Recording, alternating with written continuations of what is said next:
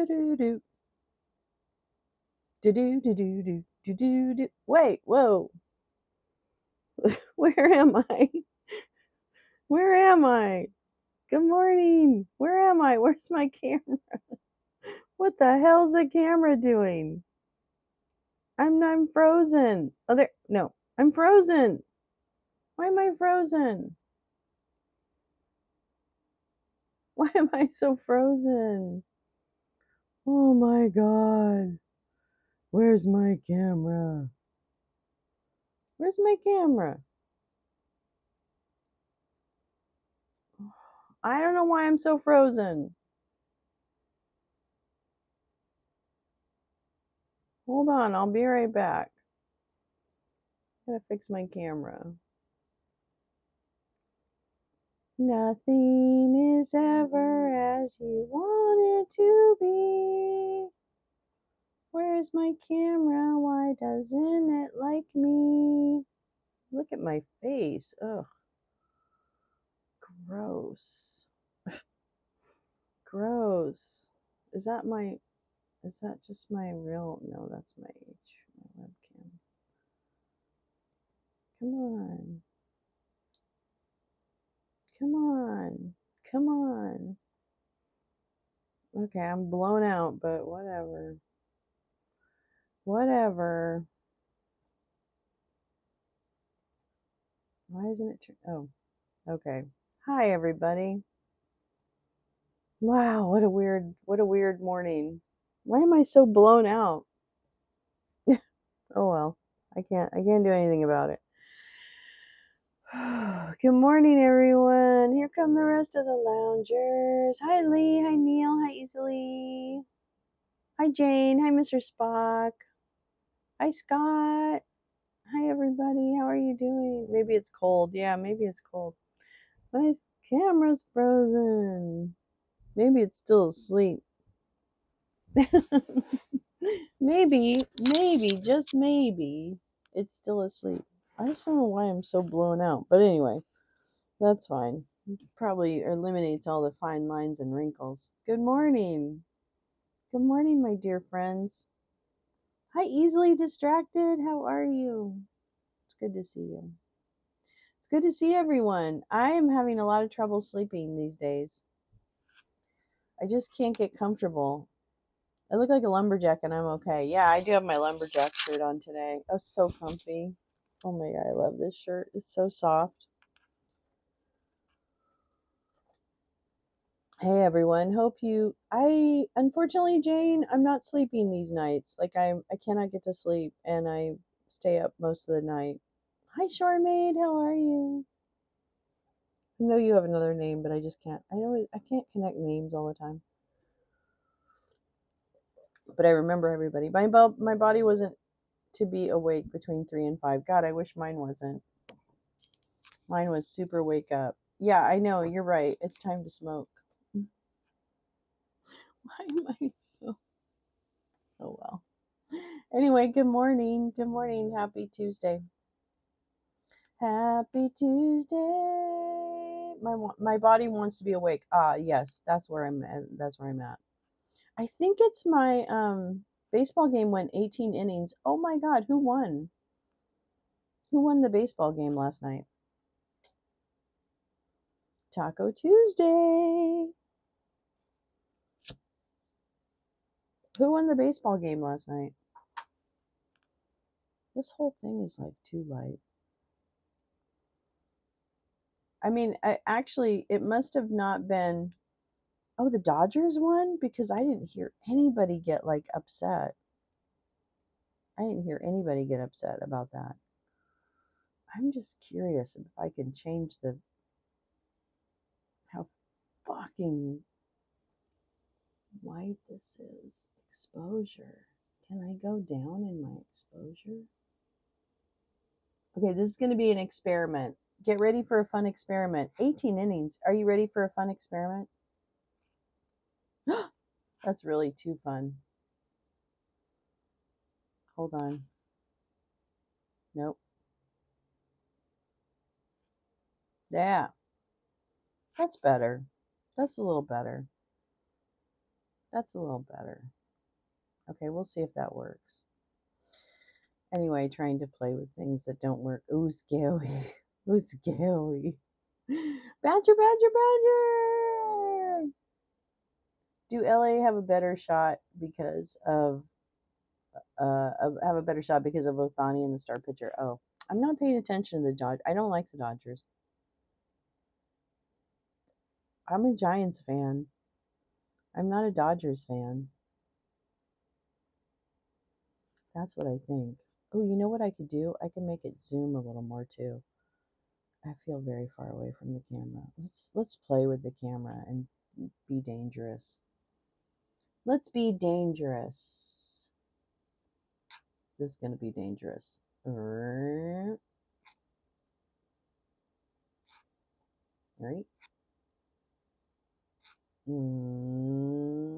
I kind of like that better.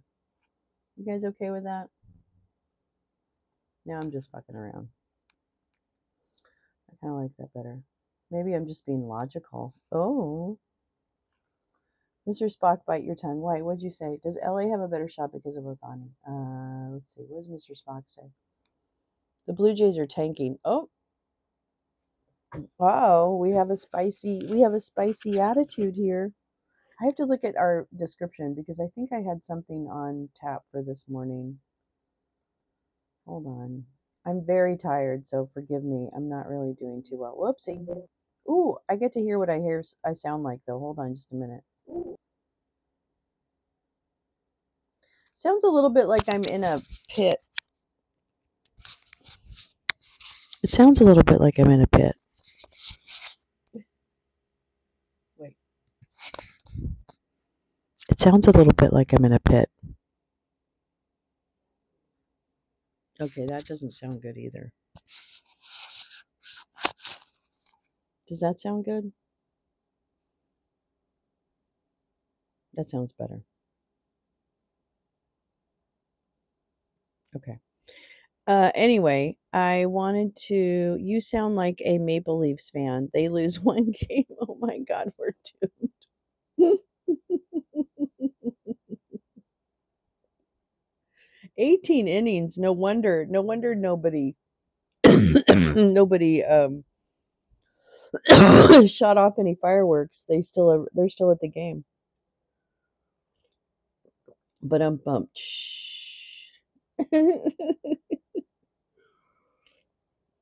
I'm a Habs fan, so tanking is expected. Well, I'm a Giants fan, so tanking is not expected. I love my Giants. Okay, damn it, I meant to do something. Hold on, I'm coming. Hold on to your love, and if you wanna do something. Oh, it's at 7. Okay, we're watching a shipbuilding conference this morning. Oh, so let me tell you about the show. We're gonna watch a shipping conference. Hold on, I'll show you what it looks like. And then I'm coming back. Today is the second wake and bake, and then we'll talk about I haven't chosen the documentary yet, so I'll choose that. But this is what we're watching first. It's this one, Sea Change: Reviving Commercial Shipbuilding. See what they did there? Do you see what they did there? Um, I fell asleep in the 11th inning. Oh, well, I mean, I understand. I would have fallen asleep too. Well, then I probably would have waken up and not been able to get back to sleep. We will be watching a documentary tonight. I just have to pick it. That's all. I just have to pick the documentary. So I'll do that. And let's see what else. Yeah, I mean, there's really nothing else to say about how everything's going.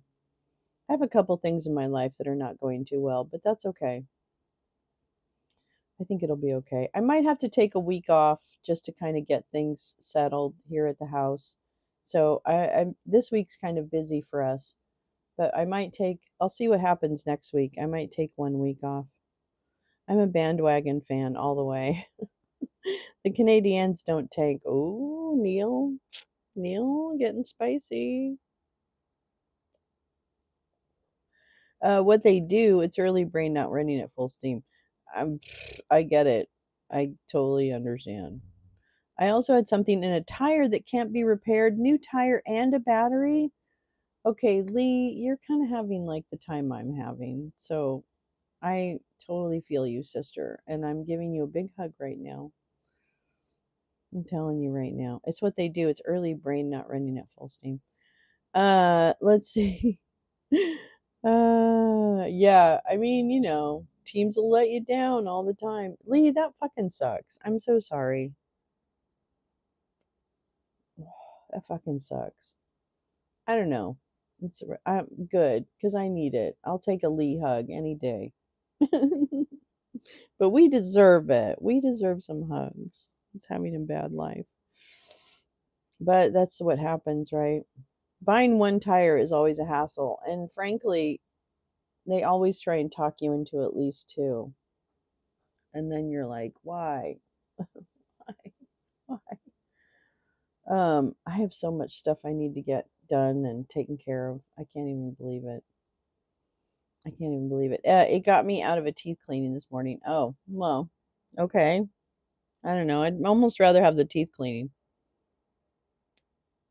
I love the way my teeth feel after a teeth cleaning. I think it's great.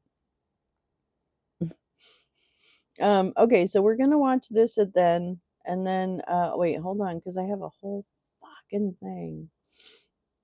I have a whole mess of stuff to show you. I have a whole mess of stuff to show you.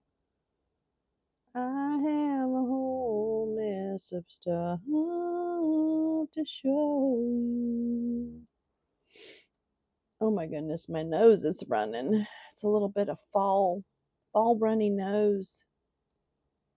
Let me what the fuck? Okay. Okay. Okay. Window resizing is my favorite thing. I do it at least 6 times a day. I love my little window resizing efforts. Don't go away. Really thinking of everyone down in the Bahamas, excuse me, Jamaica, Kingston, etc. With Hurricane Melissa. Oh my God, I'm so sorry. Yes, I'll be getting too tired. I don't mind the cleaning, but early morning sucks. Yeah, definitely. I get that. I've heard that said, better to buy two tires than one because then they even up the tread wear. That's what they always try and tell you. Although I guess you can then use the good one for a spare. Oh, Lee, my friends were scheduled to leave for Jamaica on Sunday. Oh man, that's terrible. Kim Thompson, did you get in here? Grace Lisa, you snuck in too. This isn't early, it's an hour past my bedtime. That's right. Kim reminds us. Good morning, Grace Lisa. How are you? It's good to see you. Good to see you. Yeah, I've heard that. I've heard that you should get the two tires at once. I mean, it makes sense. And then you would have like I feel like part of my hair got cut off here.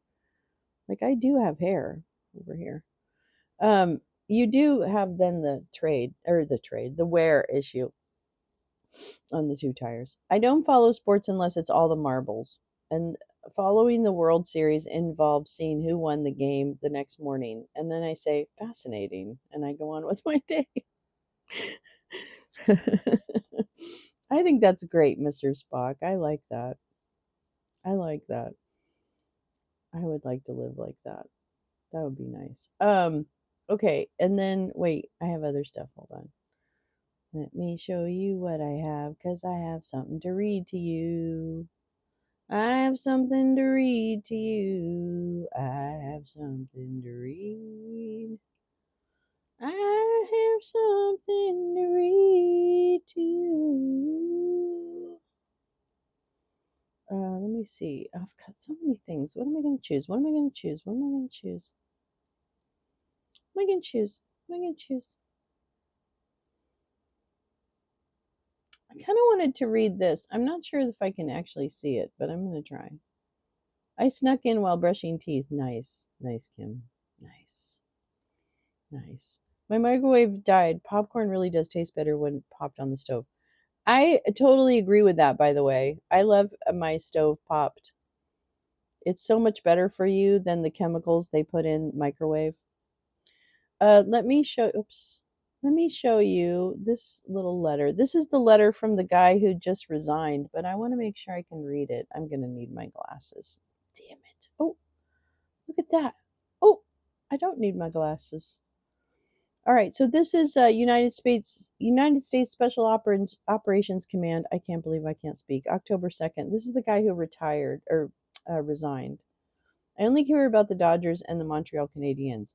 I'm going to be honest with you. I don't like the Dodgers because I'm a Giants fan. You cannot be a Dodgers fan when you're a Giants fan. It's just not possible. I have trauma from driving unreliable cars when I was younger, so probably spend too much in my car because I hate being stranded. I do not blame you at all. I really don't. I really don't. Oh, and then I have this one from you, Lee. I have one from you. Okay, we're gonna get through this. All right. SOCOM team. This was October 7th. I know you said okay. Sorry. See? See how it is? Okay. SOCOM team, as I prepare to depart the command on October 3rd, I want to take a moment to express my deepest thanks and gratitude to each and every one of you for the tremendous work you've done over the past 3 years. It has been the honor of a lifetime for Dawn and me to serve alongside such talented, and resilient professionals. The strength of our organization lies in the extraordinary service members, civilians, contractors, and family members who serve within it, those who are willing to go above and beyond the call of duty to protect our nation and its interests. Your unwavering commitment to the mission, your families, and each other is what makes US SOCOM, truly exceptional. I have witnessed firsthand the sacrifices that you make daily, and I am profoundly grateful for your service. Through your actions, you have earned the respect of our nation's leaders and the trust of our allies. At US SOCOM, humans truly are more important than hardware, and our US SOCOM's comparative advantage. Over the past 3 years, we have faced a rapidly evolving global security environment. Despite the complexities and uncertainties, you have consistently demonstrated the ability to adapt, innovate, and overcome. In all positions and specialties, your relentless pursuit of excellence ensured that we continue to win across all domains and in every mission. And you do it in a manner that upholds the values and principles of our great nation. Our partnerships across the joint force, the interagency, and with our international teammates have been pacing item have been our pacing item, ensure, ensuring that we remain agile and ready to respond to any challenge. We have made significant strides in modernizing our capabilities, embracing new technologies, and refining our strategies to meet the challenges of tomorrow.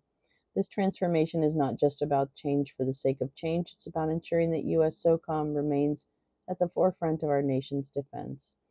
Our unrelenting dedication to standards and our professional impatience ensure we remain on the cutting edge of lethality and technology. I'm confident that the foundation we have built together will enable continued success in the years to come. As I hand over the reins, I do so with the utmost confidence in your ability to continue this vital work. The future of US SOCOM is bright because of our people, our commitment to winning, and our relentless drive to transform. Thank you for your dedication, your service, and your unwavering commitment to excellence. It's been a greatest privilege to serve alongside you. This is Brian Fenton's SOCOM, honor of a lifetime to serve as part of this team. God bless, Godspeed, and all this, uh, all all the best as for continue to protect and defend the nation respectfully. Okay, interesting. Okay, so that was his little thing. I don't care about baseball unless Jays are in the World Series. So 3 times I like Tigers. Who's when Sparky Anderson was. Yeah, I like Sparky Anderson. The old baseball players were pretty cool. I think. Oh, here we go. This one. I actually tried to put things thematically together. Oh my God, Becky. I'm keeping an eye on things. Okay, and then this one I pulled. This was from October 23rd. And hi, Carrie. Hi, Carrie. Hi, Teresa. Oh my gosh. I wanted to say hi. How are you? Bong rips for democracy. Fuck yeah. Sorry, game. I mentioned the ball game only in the context of people losing sleep. Well, there you go. No, I'm just kidding.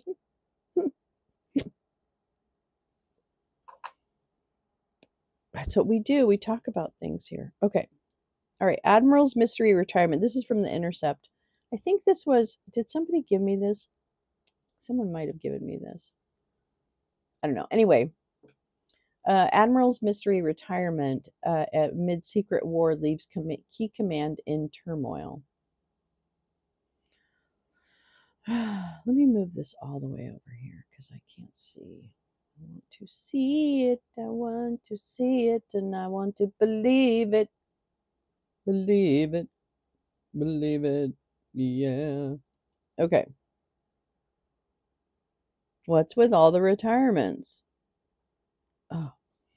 Okay, that was Fenton. This one is a different one. Alvin Halsey. This is Admiral's Mystery Retirement amid secret war leaves key command in turmoil. The sudden departure of Admiral Alvin uh, Halsey has caused dismay in the U.S. Southern Command. I'm sorry, I didn't get any sleep last night, so I'm like a little rough around the edges. Yeah, you don't need to apologize, Neil. If that's the worst thing we all do to each other, my God, make you talk about baseball. There he is, Admiral Halsey, commander of U.S. Southern Command, speaks at a hearing of the U.S. Senate Armed Services Committee on February 13th. U.S. Southern Command, which oversees military operations in Latin America and the Caribbean, is in turmoil. And this is on the 23rd. This is last week. After the announcement of the sudden retirement of the four-star Navy admiral overseeing that region, where President Dump is waging an undeclared war on supposed drug smugglers. The discontent came to a head after Secretary of War Pete Pigsbreath announced that Admiral Alvin Halsey would step down at the end of the year, 2 years ahead of schedule, one government official told The Intercept. People are angry, the official said. Another said some in key positions at Southcom were disillusioned. They were among the three government officials with knowledge of the strife at the combatant command who spoke to The Intercept on the condition of anonymity. Halsey has not commented publicly on the reasons for his premature departure.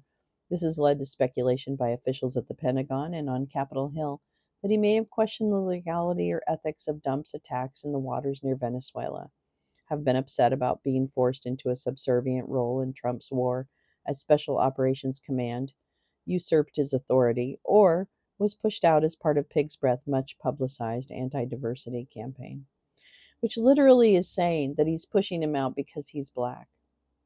Like, what world do we live in where it's acceptable for any member of an administration to remove someone because they're black? I just can't believe we got here. Like, I know I know we're a racist country. I get that. I cannot believe we got to this point. Or we came back to? I don't know. I can't believe this is acceptable. That we're just, I mean, really, in essence, we're accepting it. I don't know. I just don't understand it. Admiral Halsey is not available for interviews at this time. Colonel Emmanuel Ortiz, Southern Command's Chief of Public Affairs, told The Intercept. In response to questions about Halsey's impending departure and reports of strife at the command, spokesperson Lieutenant Colonel Dustin Kamek said, Southcom has nothing additional to add. He referred questions about Southern Command to the White House. The White House didn't respond. The United States has launched attacks on at least 7 and probably now 9 boats in the Caribbean since September, reportedly killing 32 people. On Wednesday, Pigsbreath announced strikes on 2 boats in the Pacific that left 5 people dead. The first strike took place on Tuesday and killed 2 people, he said. A second strike took place on Wednesday, killing 3 others. On Wednesday, Trump teased the possibility of similar strikes on land. We will hit them very hard when they come in by land, said the president. What does that even mean? We'll probably go back to Congress and explain exactly what we're doing when they come to the land. This man is an idiot. This man is a fucking idiot. Like he's not mentally, intellectually capable of doing this job. And I get that everyone around him has to act like he is because he's what they've got. I get that. But my God, who would stand for having someone so very stupid making decisions? I just don't, it doesn't make any sense to me. I don't really get it. I would, I doubt you would need to apologize. He is very considerate. Neil's extraordinarily considerate. Okay. Although these strikes have been conducted in Southcom's area of operations, they've been carried out by elite special operations forces from Special Operations Command, or SOCOM, which is headed, as of earlier this month, by U.S. Navy Admiral Frank Mitch Bradley. The attacks on boats are part of a war being waged by the Trump administration without the consent of Congress. Oh, my nose is itchy. According to a confidential notice that was sent to several congressional committees earlier this month. Legal experts, including former government lawyers who specialized in determinations regarding the laws of war and extrajudicial killings, and lawmakers say the strikes violate U.S. and international law. Yeah, duh. Last week, Senators Rand Paul, Kentucky, Tim Kaine from Virginia, and Adam Schiff from California introduced a war powers resolution that would block the military from engaging in hostilities within or against Venezuela after Trump confirmed that he secretly authorized the CIA to conduct covert operations in that country and threatened attacks on Venezuelan territory. We don't blow up boats off Miami because 25% of the time suspicion is wrong. We shouldn't do it off of Venezuela's either. These are small outboards with no fentanyl and no path to Florida, Paul told The Intercept. We can't just kill indiscriminately because we're not at war. It's a summary execution. Everyone gets a trial because sometimes the system gets it wrong. Even the worst of the worst in our country get due process. The bottom line is that the execution without process is not justice, and blowing up foreign ships is a recipe for chaos. Rep. Adam Smith, Democrat from Washington, the top Democrat on the House Armed Services Committee, appealed for a hearing on the attacks. I call on Speaker Johnson to immediately bring the House back into session, to not only work to end Republican shutdown, but to also enable the committees to conduct critical oversight, Smith said in a statement on Monday. The House Armed Services Committee must convene a hearing to secure answers to the questions about military operations in the Caribbean and for the Southcom commander to testify on these matters. The Caribbean campaign began with attacks on supposed Venezuelan narco terrorists, but the attacks have since also killed or injured civilians from Colombia, Ecuador, and Trinidad as well. As an attack on a semi-submersible vessel last week killed at least 2 people and led to the capture of 2 others who became the first prisoners of the Trump administration's undeclared war against undisclosed narco-terrorist groups. Trump announced on Saturday that the 2 men were being returned to their countries of origin, Ecuador and Colombia. Asked why the 2 survivors were not taken to the U.S. to be prosecuted, Vice President J.D. Vance replied, "What happens to them? I don't really care, so long as they're not bringing poison into our country." That's a very telling statement. That's a very, very, very telling statement. He knows exactly the way he should be answering, which is to give the appropriate response for a government official. And instead, he acts like a clown on television, giving you a ridiculous answer that actually has no basis in fact. The reason those 2 people aren't being brought back here to be prosecuted is because there's nothing to prosecute them for. And what we did was attack their vessel without cause, ending up killing 2 of them and then having to release the 2 others into their country because we tried to kill them.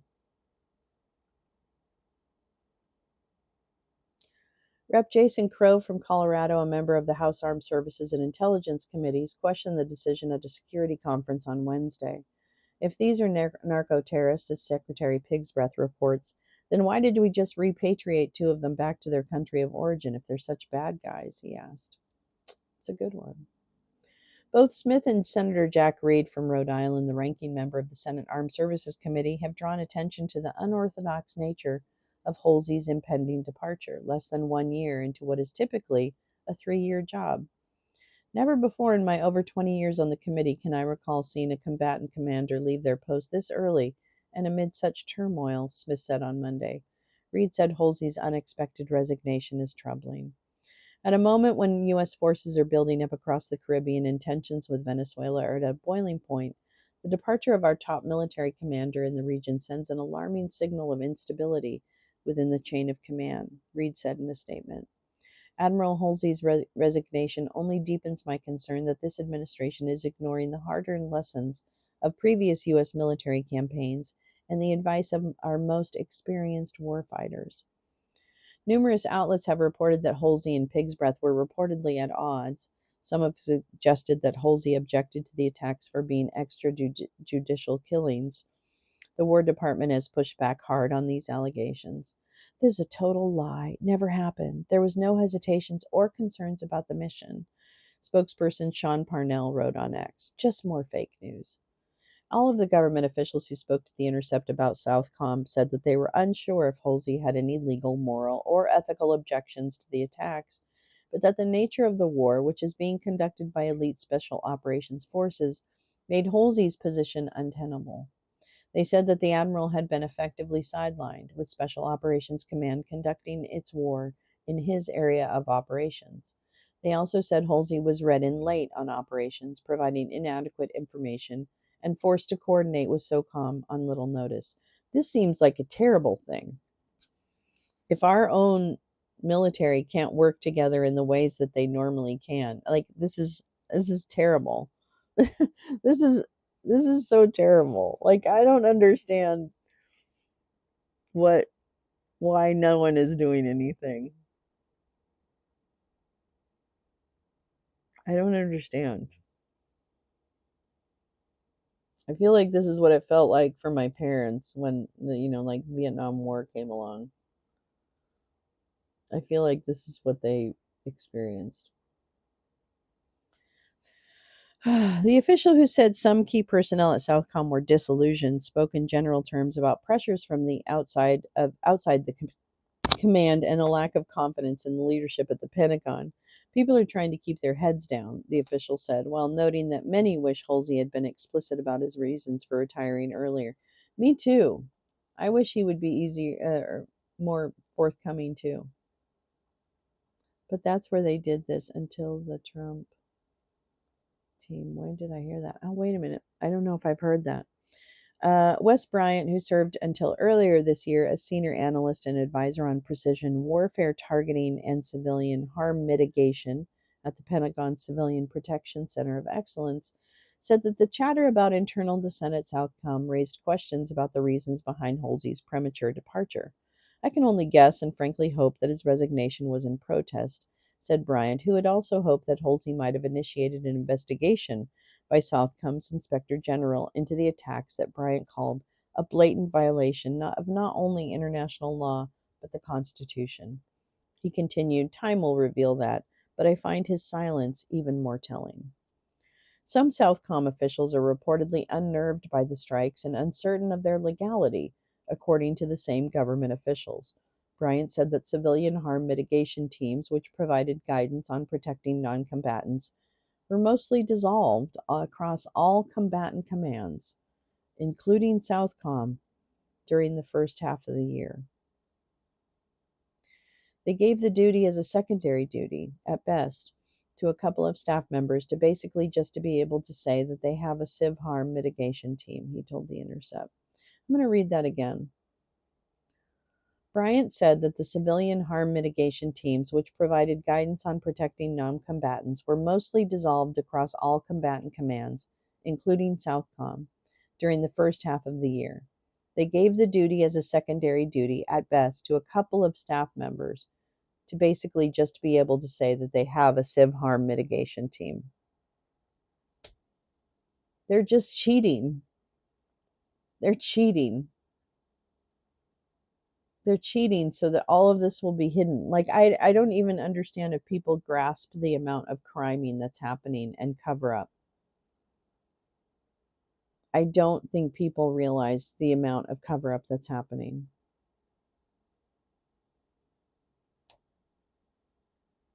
Brian said that Southcom now lacked a dedicated civilian harm mitigation officer or teams focused on lessening the potential for civilian casualties during the planning and targeting process, as well as mitigating broader harm and potential effects of attacks across the region.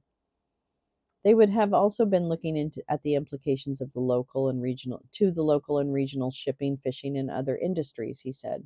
They would have looked at the psychological effects of these strikes on the Venezuelan civilian populace, and even the environmental effects of whatever is on board these ships if they're struck in a fishing region. Kamek did not reply to specific questions regarding civilian harm or mitigation personnel at Southcom. Return receipts show that the queries were read by multiple personnel at the command. Trump and Vance have repeatedly joked about the strikes upending the lives of subsistence farm fishermen in the Caribbean. Trump noted that the number of vessels on the water had within weeks shrunk from hundreds to no boats during remarks in September. Nobody wants to go fishing, said Trump at a White House dinner last week to a chorus of laughs. They might as well get rid of their boat. Halsey revealed his looming retirement on Southern Command's Facebook page less than a week after Pig's Breath announced the creation of a new counter-narcotics joint task force in the Southcom region. It's been an honor to serve our nation, the American people, and support and defend our Constitution for over 37 years, Halsey wrote on Facebook. The Southcom team has made lasting contributions to the defense of our nation and will continue to do so. I'm confident that you will forge ahead. I can't stand reading that shit. Halsey is not the only senior military leader rumored to have feuded with Hegseth over Trump's latest undeclared war. Several government officials suggested to The Intercept that Rear Admiral Milton Jamie Sands III, head of Naval Special Warfare Command, was fired by Pig's Breath in August due to the admiral's concerns about impending attacks on civilian vessels. Pentagon Press Secretary Kingsley Wilson denied the official's claims. Sands did not respond to repeated requests for an interview. Halsey, the first black chief in Southcom's 60-year history, is one of several high-ranking minority or female officers to retire early, resign, or be fired since Hegseth took the helm at the Pentagon. General Charles Q. Brown, Jr., the chair of the Joint Chiefs of Staff, the highest-ranking U.S. military officer, and a history-making black fighter pilot, was fired in February, kicking off a months-long purge that has remade the upper ranks of the military. Yeah, to not the best and the brightest. Sorry, that's what it is.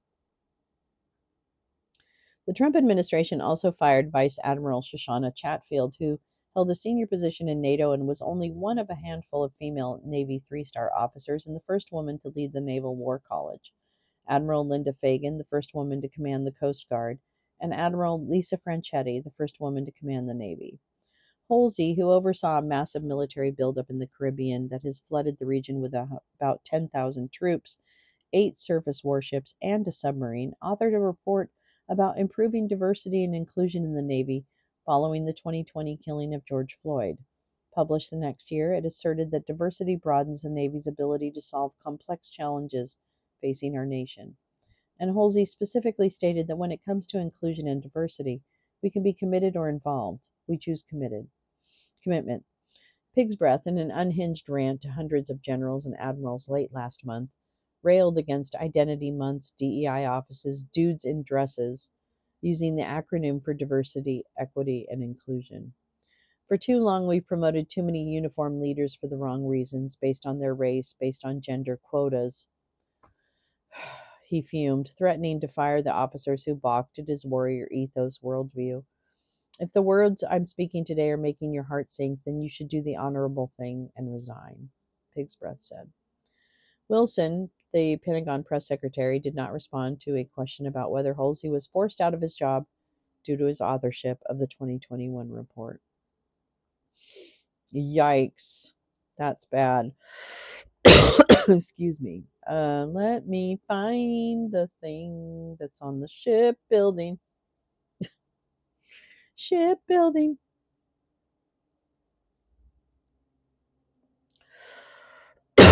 Excuse me. Oh my goodness. I need coffee. That's too much talking. Ugh. What do we got here? Where is it? Where is it?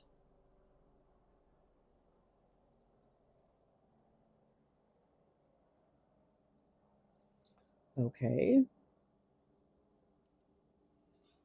Do do do do do do do do do do do do do do. Oh, okay.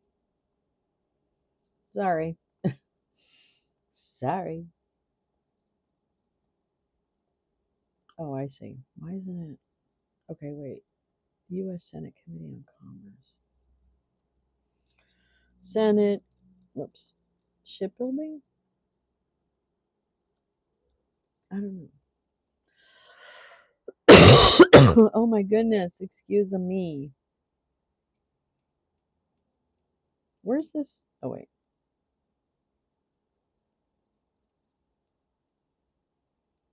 Where is our thing? Tell you.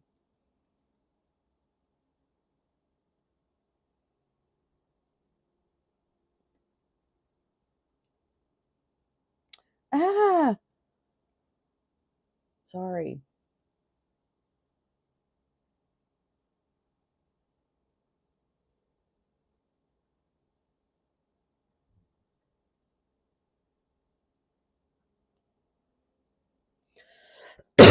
Oh, I'm so sorry. What's that? Officials there.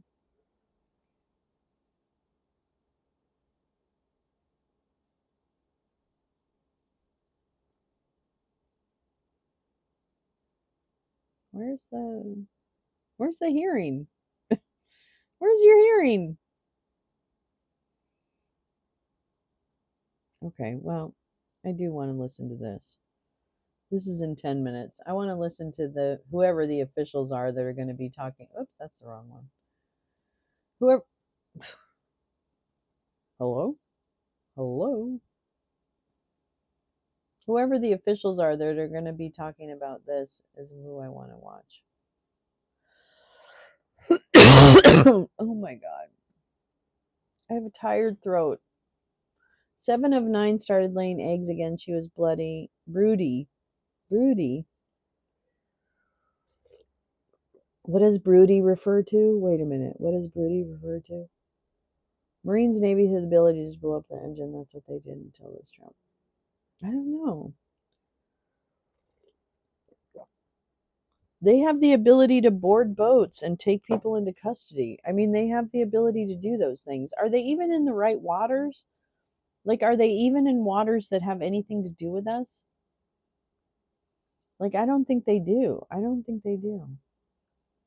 Your chicken started laying eggs. That's really cool. I think that's really cool. Okay, let me see if I can find this other thing that on shipbuilding. I don't understand.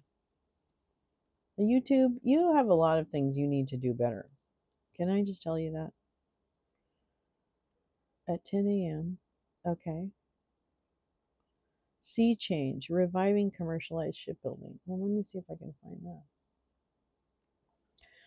YouTube and sea change. Sea change. Shipbuilding.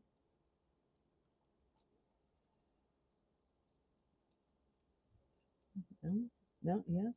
Oh, here we go. Ah, angry conservative. Why do I keep getting these weird motherfucking live streams?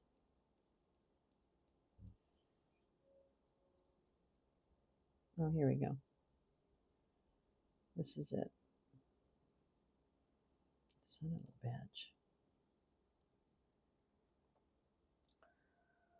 Da da da da da da da.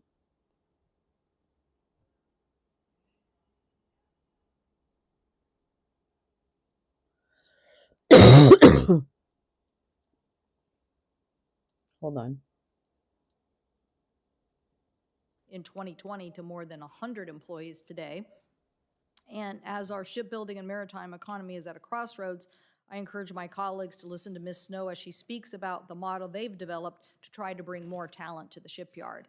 And by recruiting new talent to shipbuilding, she is meeting the demand for employees, but also providing us with how this issue may be applied across the country. Mr. Paxton, when it comes to thinking big, you represent one of the largest shipyards in the country, including Vigor, who has operated in the state of Washington. So I look forward to hearing from you about how you could. Okay, I want to just say one thing. Apparently, as part of the trade agreement lease reports with Malaysia and Cambodia, they must mirror U.S. national security measures on national security tariffs, sanctions, and exports. This should be interesting.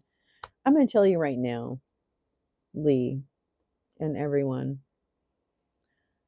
I actually can't believe how right we were to focus on things like the Mar-a-Lago Accord.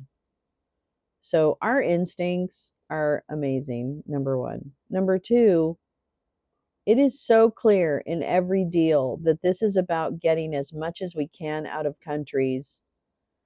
And whereas before they would have done business with us, whatever. Now it's not about doing business, it's about you will do business with us. You will do business with us.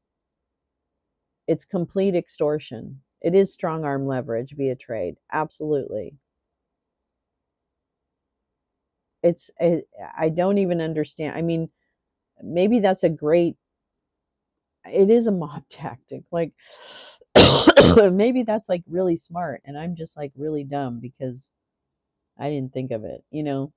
Where's our Project 2028? Is anybody out there? Is anybody out there? Or are they just holding stupid press conferences to tell everybody about the extreme MAGA Republicans? I don't know, guys. I'm just like, I'm so disappointed in all of the people that had power to change something. Oh, I just can't believe it.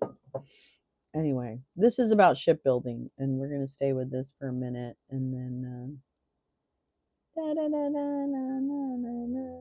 listen to her. Boost capacity in the larger yards, including financing and your support for workforce challenges. Mr. Vogel, as a logistics expert at TOTE, I welcome your views on construction management and how we better support the U.S. flag fleet. My colleague, Senator Sullivan, and I have worked on many issues, including getting the port at Anchorage fully supported and the capacity that it will take to continue to deliver important products there.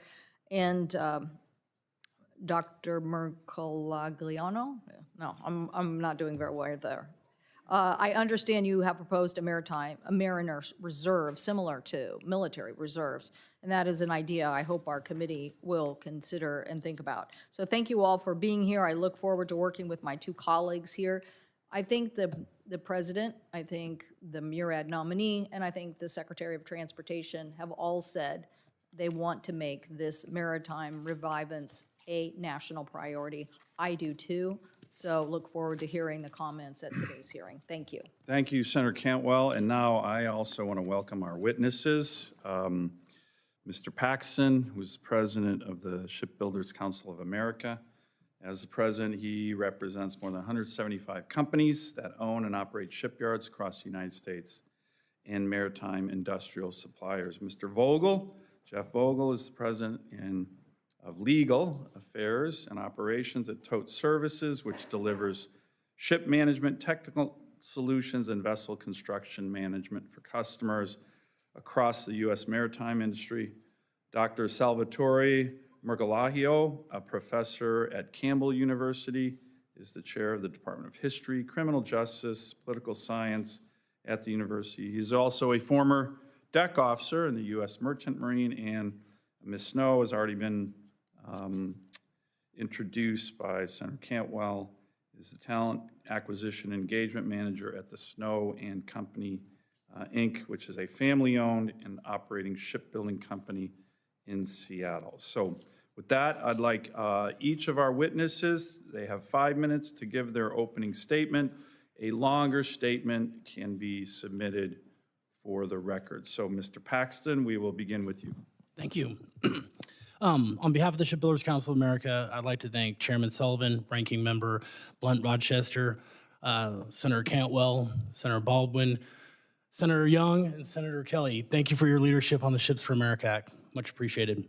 I'm Matthew Paxton, President of the Shipbuilders Council of America. As you, Chairman, said, I represent over 175 companies that own and operate shipyards across the United States and suppliers that comprise the maritime industrial base. Our members build, repair, modernize, and maintain vessels of every class, from inland towboats and workboats to complex government and commercial ships for the U.S. Navy, Coast Guard, Maritime Administration, state and local governments, and for the 40,000 plus vessels engaged in domestic commerce under the Jones Act.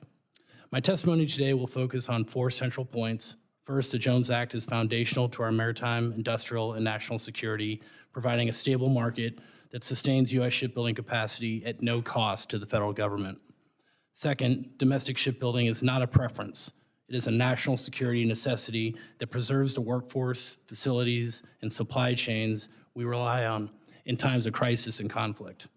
Third, Congress should enact legislation like the Ships for America Act to set a national maritime strategy, rebuild commercial capacity, and restore resiliency across our shipyard and mariner ecosystem. That's a good one, Neil. Fourth, U.S. shipbuilders do not compete on a global level playing field.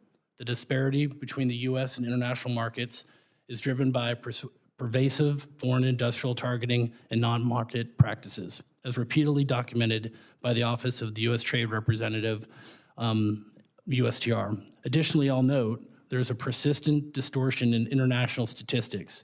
The Organization for Economic Cooperation and Development that provides global tonnage measurements omits much of what America builds in our commercial and government markets. Counting what we actually build matters for policy, which we're going to be discussing today, for investment, and for national defense. American shipyards build some of the most advanced vessels in the world. It's undeniable. Our men and women deliver for our Navy, our Coast Guard, and our domestic commercial markets every day. But we are contending with a global commercial market skewed by decades of foreign, non-market intervention and by international statistics that omit much of what America actually builds. The Jones Act remains the cornerstone of our maritime security. The Ships for America Act is the strategic blueprint we need to restore balance, rebuild commercial capability, and secure the maritime industrial base for the long term. The Ships Act is also complemented by and echoed in the President's executive order to restore America's maritime dominance. At the President's directive, the White House will be releasing a Maritime Action Plan on November 5th. That plan will explicitly aim to align trade tools with industrial strategy, strengthen domestic shipbuilding and repair capacity, and consider a dedicated funding mechanism such as a Maritime Security Trust Fund to support programs under the plan. Those priorities mirror and reinforce the core aims of the Ships for America Act and underscore why the Congress should be receptive to these forthcoming legislative proposals. This is a moment for policy clarity and national purpose. If we want credible sea lift, resilient supply chains, competitive government shipbuilding, and a skilled maritime workforce ready when the nation calls, we must build ships in America, and we must do it at scale.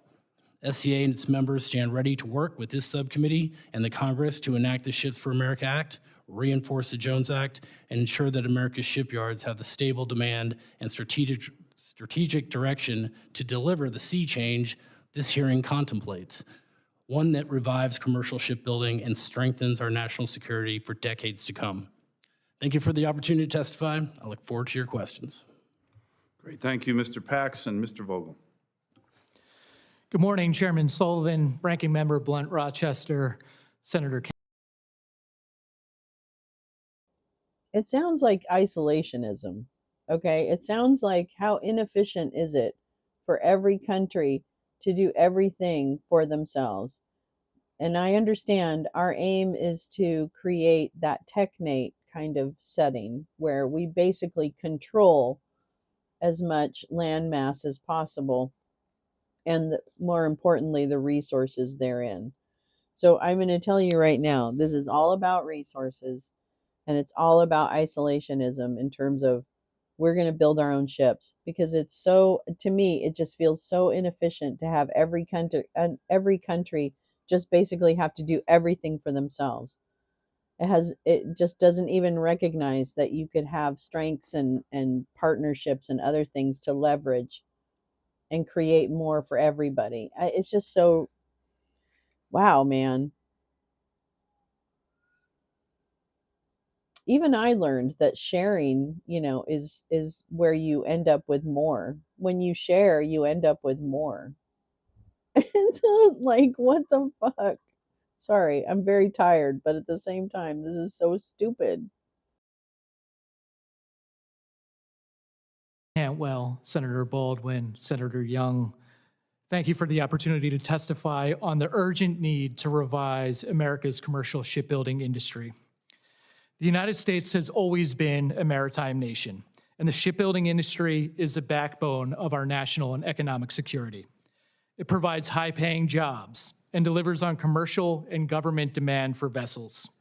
However, we face a stark reality. I mean, I The love U.S. boats. I produced love just boat building, but my 0.04% God. of the world's vessels last year, while China delivered over half of the global fleet.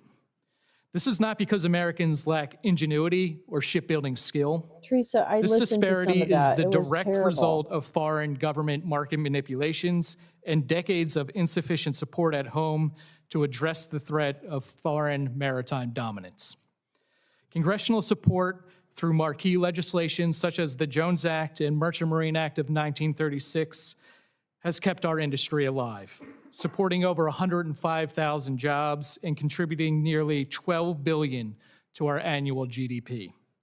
But to truly restore our shipbuilding strength, our nation must take decisive action to address So I'm just going to say, Lee actually knows about this. She knows about these industries. She knows about things involving steel. She knows about all that stuff. And she says it won't happen because the cost to build those vessels in the US is too damn expensive. No one is going to pay more just to build in the US, cutting into their potential profits. Yeah, China is a non market economy with full government subsidies. We can't compete with that. It's apples to oranges. Thank you, Lee. And I don't understand why people can't understand that. Good morning, Noom. How are you? Anyway, stupid. heavily subsidize foreign competition and provide a clear demand signal for U.S.-built ships. U.S. shipbuilding innovation is not our weakness. It is our strength. Tote Services is proud to have led the way. In partnership with NASCO Shipyard in California, Tote delivered the world's first liquefied natural gas-powered container ship, which established the international market standard. Tote Services also managed the construction of North America's first LNG bunker barge, supporting the demand for U.S. LNG to fuel vessels in domestic and international trade. We also pioneered the vessel construction manager acquisition strategy for government shipbuilding. By applying commercial principles and removing bureaucratic barriers, the vessel construction manager acquisition strategy has delivered government ships from commercial shipyards on time and under budget, saving taxpayers billions, mitigating government risks, and revitalizing struggling shipyards.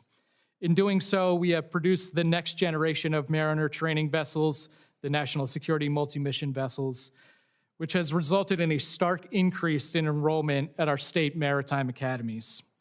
To rebuild our government fleet and reinvigorate our commercial shipyards, Congress must expand the vessel construction manager acquisition strategy across agencies and ensure that billions in appropriated shipbuilding funds from the One Big Beautiful Bill Act are swiftly allocated using an experienced vessel construction manager. In addition, Congress and the administration can encourage private investment by modernizing regulations and supporting build charter agreements. I've outlined these proposals in my written testimony. If enacted, such changes would allow American companies to use private capital for the rapid commercial construction of non-combatant government ships that ensure our national security. The Ships for America Act of 2025 and the forthcoming Maritime Action Plan are critical to implementing improvements to the shipbuilding industrial supply chain. Within this context, I urge you to support tax incentives for shipyard investment, including in U.S. territories, and ensure that alternative marine fuels are not disadvantaged by outdated tax rules. These steps will strengthen our industrial base and restore American shipbuilding dominance. I appreciate this subcommittee's efforts to restore our critical U.S. shipbuilding industrial base. Thank you for your leadership and commitment to this vital industry. Again, thank you for the opportunity to testify today. I'm happy to answer any questions. Thank you, Mr. Vogel. Dr. Macagliano. Good morning, Chairman Sullivan, Ranking Member Cantwell, Ranking Member Blunt-Rochester, and members of the committee. Thank you for the opportunity to testify on a subject that has defined my professional and academic career. I'm a professor at Campbell University in Bowie, Carolina. I'm a graduate of the New York Maritime Academy, a former deck officer in the U.S. Merchant Marine, working both afloat and ashore for the U.S. Navy's Military Sealift Command. After swallowing the anchor, I earned an MA in Maritime History and Nautical Archaeology from East Carolina University and a PhD from the University of Alabama, where my dissertation examined the role of American shipping in national defense. I also serve as an adjunct professor at the U.S. Merchant Marine Academy, teaching a graduate-level course in maritime industry policy, and in 2021, I launched the YouTube channel, What's Going On with Shipping. As an active participant and observer of the U.S. maritime industry, I have witnessed it.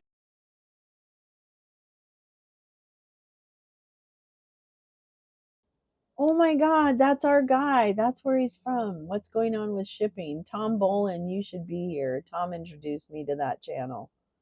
I love that channel, What's Going On with Shipping. Oh my God, I didn't recognize him. Yes, it's the guy. Yes. I'm so excited. Its long decline. The SHIPS Act is the most significant maritime reform effort since the Merchant Marine Act of 1970. Along with measures such as the U.S. Trade Representative Section 301 port fees and President Trump's executive order on shipbuilding, this legislation represents a critical step toward transforming the United States from a purely naval power into a true maritime power with a revitalized commercial sector. Twice in the 20th century, America launched major shipbuilding efforts. The first, led by Edward Hurley during and after World War I, produced a large fleet and inspired the Merchant Marine Act of 1920, better known as the Jones Act, which laid the foundation for the first national maritime strategy. The second effort came with the Merchant Marine Act of 1936, which introduced operating and construction differential subsidies for vessels in the international trade and funded the building of 500 ships over 10 years. This effort created the industrial base necessary for the Two-Ocean Navy Act and enabled the United States to transport the arsenal of democracy from the home front to the battlefront.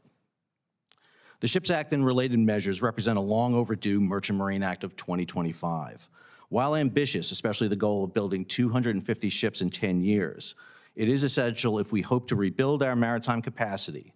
However, achieving these goals require rebuilding the supporting infrastructure.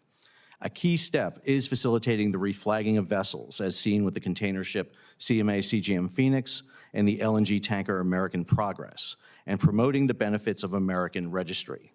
This should include a careful re-examination of the Jones Act, not to repeal it, but to modernize its application. Reflagging ships will require several complementary actions. First, the Maritime Security Program and Tanker Security Program should be expanded to offset higher U.S. operating costs. Second, consistent cargo flows must be secured through cargo preference laws, government contracts, or incentives for private shippers.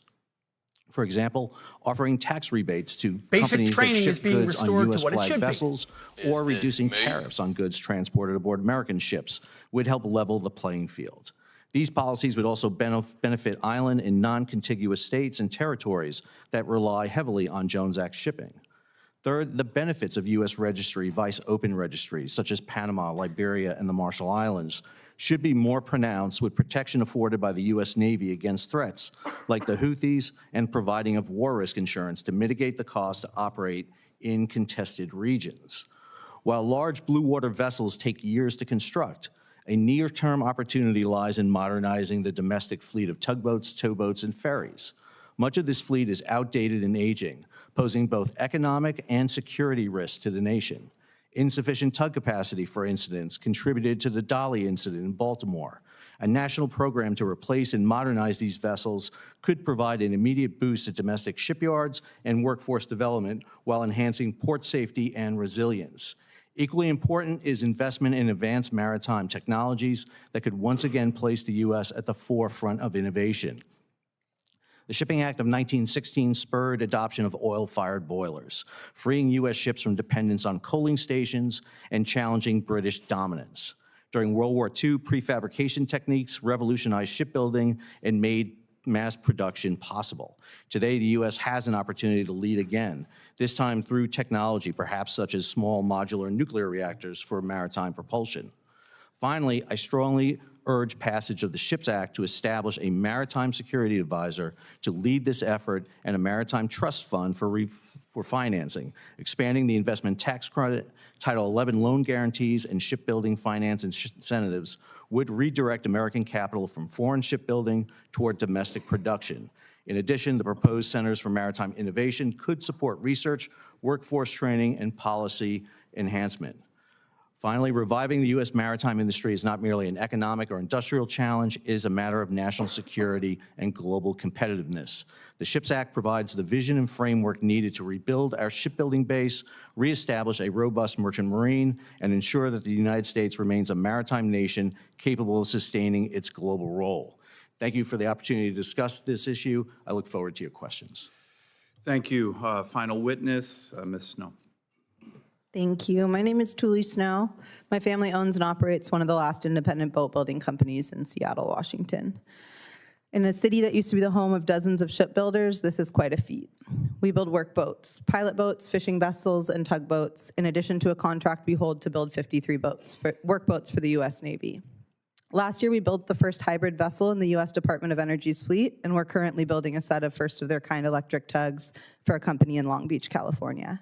Small shipyards like ours are essential to supporting the maritime economy. 5 years ago, Snow & Company had 30 employees, and this year we have just over 100.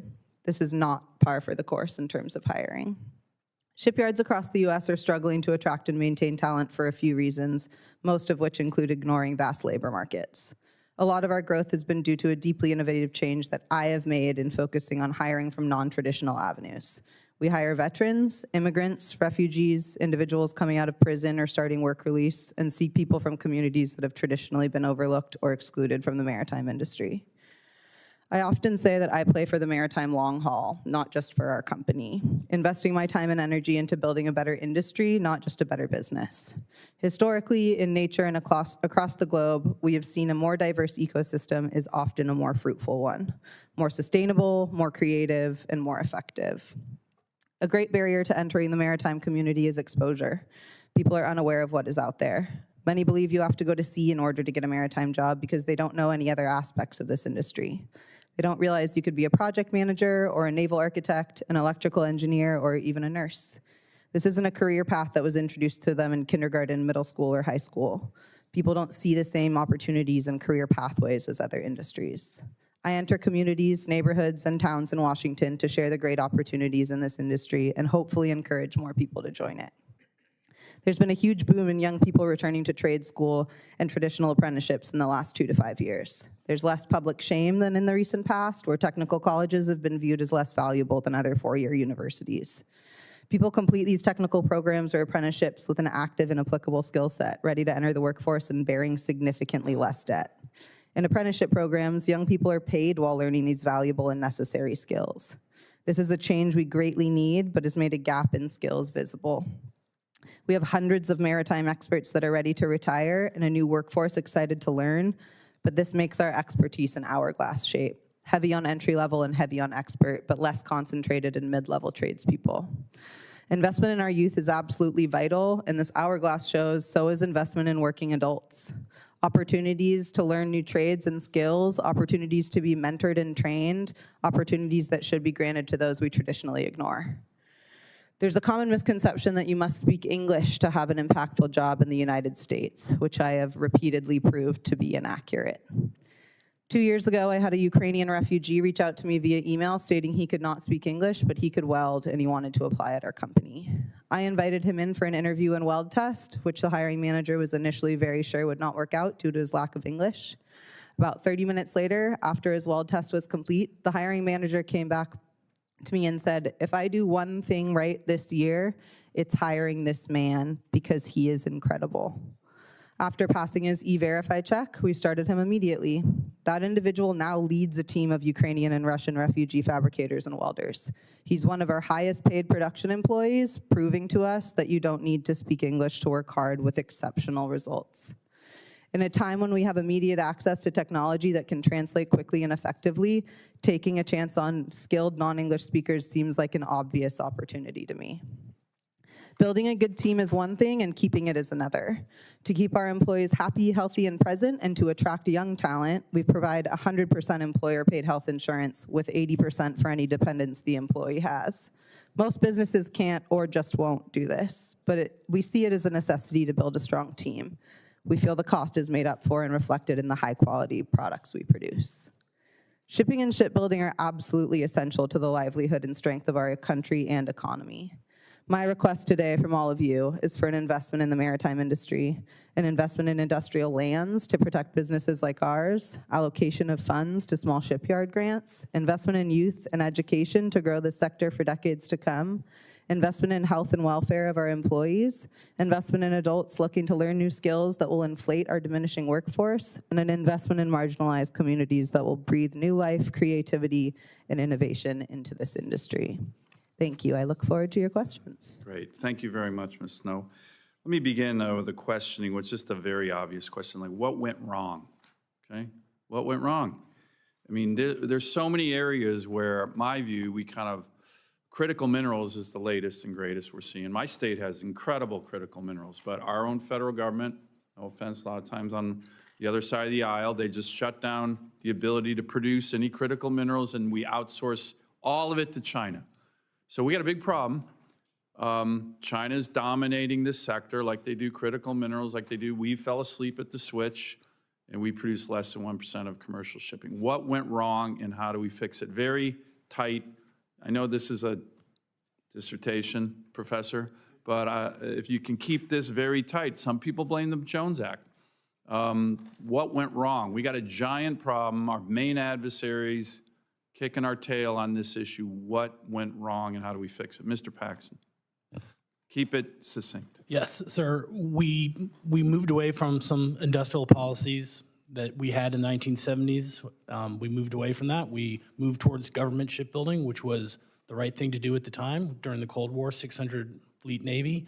We had the peace dividend in the 1990s. We decided that global free trade was a given, that we didn't have to worry about freedom of the seas, which we know is not the case anymore. And so we went to flags of convenience, and we got a cheap product out of China, and we took it. Mr. Vogel? Chairman, I would absolutely echo what Mr. Paxton said. We made the decision to move away from investing in creating that demand signal for this industry.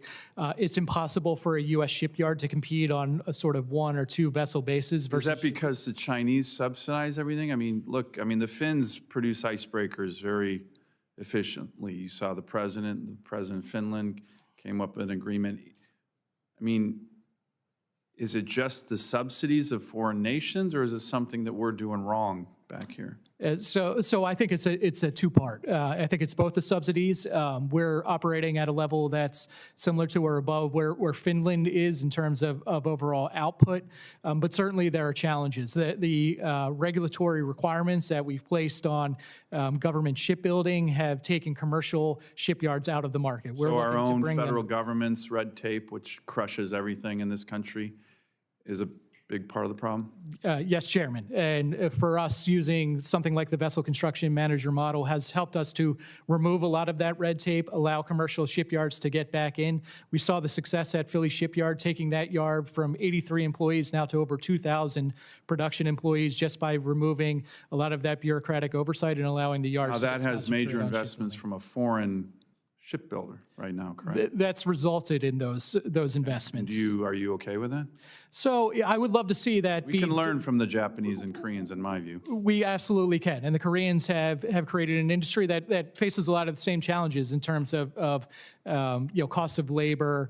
But we have better natural resources, as you said, sir. So we should be taking those lessons, incorporating them, and I think there's a lot to be learned from our allies. Okay, Professor, what went wrong? You're a Jones Act supporter. I've read all your materials. What went wrong, though? Why are we in this giant disadvantage, hugely dangerous disadvantage relative to our main adversary who cheats and subsidizes? We all know that, but what went wrong?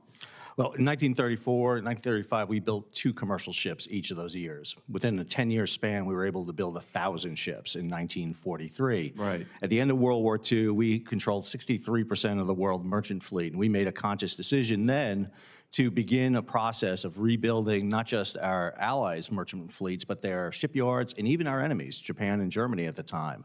And we decided to focus on the naval and military application. It was our decision that really led to the growth of global trade from By the way, 500 I million think you're tons. making one point I just want to, when people say, hey, America, we can't build ships. Yeah, really, go look at a nuclear submarine. Right. It's pretty darn impressive. No one can build ships like we can, aircraft carriers as well. So we can build ships. Yes, sir. But on the commercial side, we can't, or we're not, or we're getting out-competed, correct? We made a decision in the 80s to kind of shift our shipyards over to building a 600-ship Navy, which at the end of the Cold War went from a 600-ship Navy to a 300-ship Navy. And so we had already sent that capability overseas to Korea, to Japan, to Europe. And now what we see is China taking that lead. Not 5% of shipbuilding was in China in 1999. Today, it's over 60%. And this is an issue that we realize after the fact, that it's not just building Navy and military ships, but we need that commercial ships in the shipyard to provide that residual base for shipyard workers, for capacity. You can't do what Freedom's Forge talks about without that inherent capability, that commercial Let me ask one, underlying. I'm sorry to interrupt. I'm going to get one more question for Mr. Vogel. I'm a big supporter of the energy sector. It's a great strategic advantage for America. It certainly helps my state. It helps the whole country when we're the dominant energy producer on the planet. He's not asking the woman We any export questions. LNG all over the world. We're going to continue to do that. Should there be some kind of tie, maybe within 10 years, to say to some of our LNG producers, hey, if you're going to ship LNG all over the world, should that be on American-built ships? Can't happen overnight. The oil and gas industry doesn't like that idea because they don't think we can build them quickly, efficiently, costly. What do you think? You've kind of done some of that already. Yes, Chairman, I absolutely support that concept, and as we've seen from the USTR action, it's certainly a critical part of balancing with both sort of the carrot and the stick. We have the capability, we have the ingenuity to build the world's best LNG fleet here in the United States. I fully support creating that cargo base, and with that demand signal, we'll be able to build those ships in the United States. Okay, Senator Blunt-Rochester. Thank you, Mr. Chairman. And again, thank you to our witnesses. In Delaware, I was fortunate to serve as Secretary of Labor. And so for me, the whole issue of jobs and people being able to live their purpose and get a great skill is vital. And so I was pleased to hear that we are shifting and people's perceptions of what great jobs are is really a focus right now. I love the focus on the trades, manufacturing, and as former Secretary of Labor, I want to emphasize how critical our maritime and shipbuilding workforce is for our industrial base. Without the skilled men and women in these trades, we can't build the ships, maintain the fleets, or sustain our competitiveness on the global stage. It's interesting, as I was sitting here, my sister, who's kind of like the family historian, sent me a document from our great-grandfather who actually worked at the Philly Navy Yard. And the document actually, Matthew Miller, World War I registration, and he was Merchant and Miners Pier 24 on Delaware Avenue. And so, again, I really appreciate the focus on the future of this country and our security. And I want to ask you, Ms. Snow, not that most of us here are older, but you seem to come from a younger generation.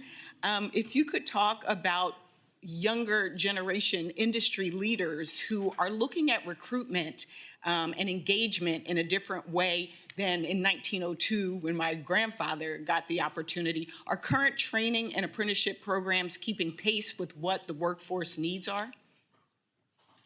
I don't think so. Thank you for the question. I think that there could be a lot more investment in trade programs and trainings and also apprenticeships. A lot of businesses can't afford to hire people just to teach and not be on their workforce as well. And so investment in the ability for a company to have their own internal apprenticeship program would really expedite the process of getting trade skills into our work. If any of the other members want to answer the question about apprenticeships or workforce, be happy to hear. Yes, Senator, I would say it's a badge of honor that a lot of our shipyards, at their own expense, implement apprenticeship programs with no guarantee at the end of it that they'll employ that person. That highly competitive market for shipyard employees, and so that apprenticeship program could see that person going elsewhere. Highly trainable, highly hireable, I should say. And we do this on a regional basis. We work with our community colleges, we work with our trade schools, and I think it was said earlier, there is a focus now on, it's not necessary to get that 4-year degree, go to trade schools. Thank you. Dr. Mercogliano, you've written extensively about how the U.S. maritime sector depends on foreign supply chains for key components and materials. What vulnerabilities stand out to you most in our current U.S. shipbuilding supply chain?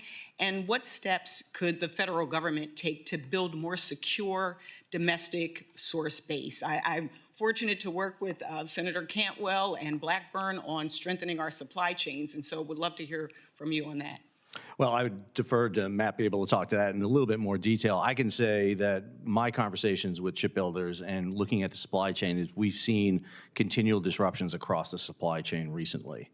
In particularly, obviously, steel and more importantly, specific manufactured parts and specialized parts in shipping is the key that we see vulnerabilities happening. Right now, if you look, for example, anything from pumps to machinery, our supply chain in the United States is very vulnerable. They're down to sometimes one small manufacturer that is building parts for both commercial and naval vessels.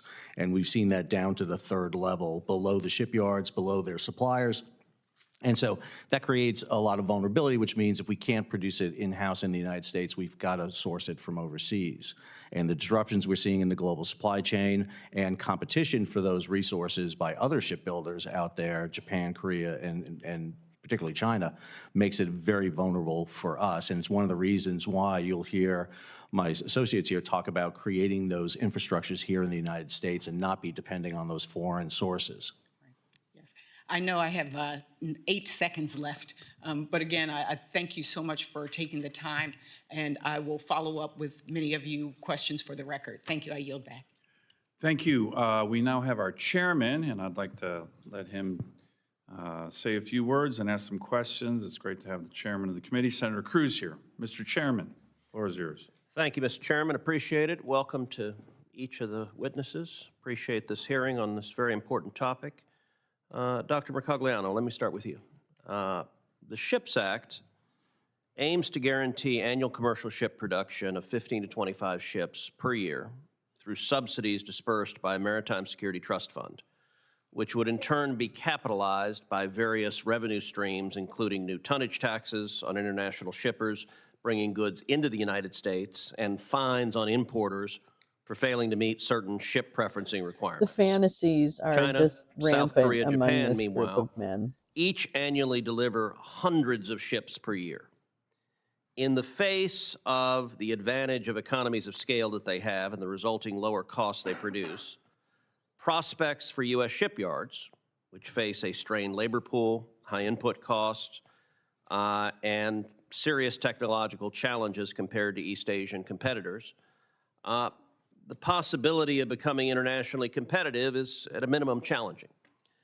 Should we assume that large and recurring subsidies, and by extension, annually increasing tonnage taxes and fines on importers to fund them, will need to be an enduring feature of U.S. policy to produce the kind of ship production envisioned by the SHIPS Act? Historically, that's the way it has been done. If you look at the shipbuilding process in World War I and World War II, it was done either through a large appropriation that was put into a corpus That of could have body been of an money email. to draw from, or it was through a subsidy process. I will note that the U.S. is the 4th largest investor in commercial shipping worldwide, even though we have the 23rd largest merchant marine in the world. The question is, how do we get U.S. money to invest in American shipping vice investing in foreign shipping? And I think if we can tackle that hurdle, then we will not be as dependent on government funding for shipbuilding, because we can get that investment into U.S. ships. So how would you answer the question you just posed? How do we get U.S. money to invest in shipbuilding here at home?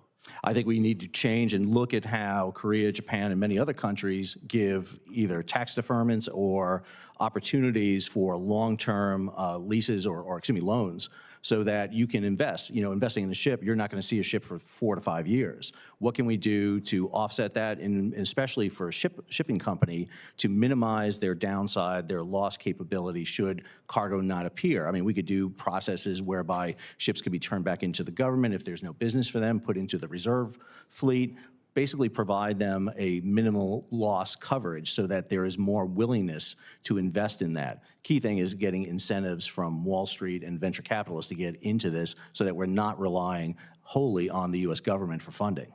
So why did we lose shipbuilding to begin with? What are the challenges? What are the impediments that we face to domestic shipbuilding?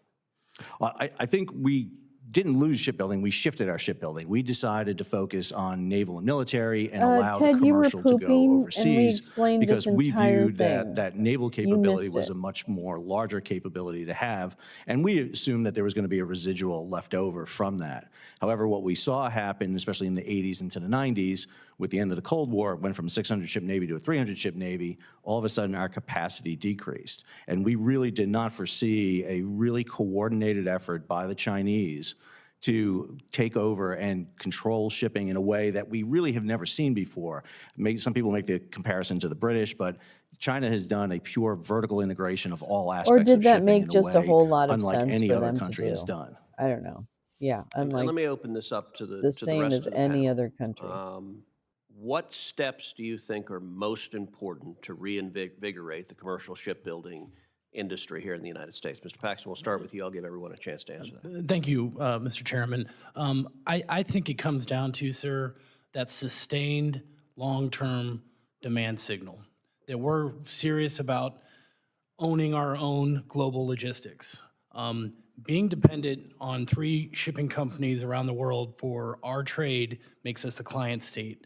That's a vulnerability. We are at a national security. Sir, we saw we're this not during gonna COVID need because worldwide this trade, committee had to work on the okay? Ocean Reform Act because you don't get China it. wasn't Nobody taking our read you in. exports.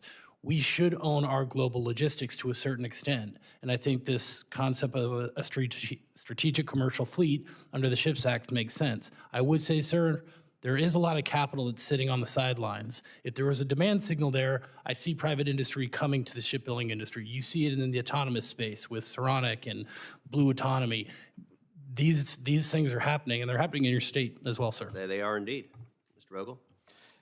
Mr. Chairman, I would absolutely say creating that demand signal for private investment, removing the regulatory constraints that we have on commercial shipyards can work together to rebalance the international shipbuilding When you market. say regulatory constraints, what in particular are impediments that, if removed, would unleash shipbuilding? Mr. Chairman, I think there are twofold. As Dr. Mercogliano said, we moved into government shipbuilding, but there are a huge number of government ships that can be built on a commercial model basis using things like Vessel Construction Manager, getting us out of the legacy shipbuilding, using all the constraints of federal acquisition, instead relying on commercial practices and commercial suppliers in order to build up our capacity. And we need to focus on the full supply chain. We need to focus on engine manufacturers that we have, including in your state, support them so that they can reduce their costs and ultimately reduce the cost of ships.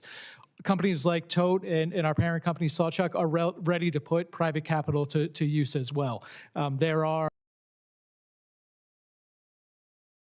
No, no, no, no, no, no, no, no, no, no, no, no. Wait a minute. Wait a minute. Wait a minute. Wait a minute. Wait a minute. Oh my. You got to see this. He said blue water autonomy. We never imagined our laughable and serious enemies would do business. Yeah, exactly. Thank you, Lee. Well, I'm about to fall down a major shipping rabbit hole just for shits and giggles, but check this out.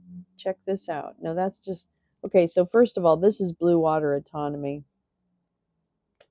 We are forging the future of naval power. We are revitalizing U.S. shipbuilding through designs engineered to scale. All right, all that sounds fairly normal. We are building the world's most capable, yeah, right, Lee? We are building the world's most capable, autonomous warships so that our fleet is strong and our nation safe.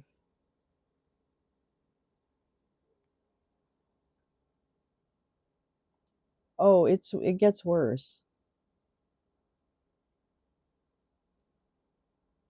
Uh, autonomous ships for the open ocean.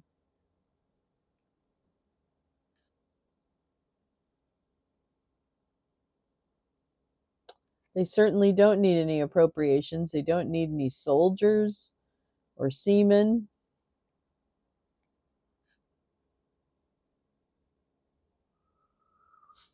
Oh, we just struck 4 more boats in the Pacific.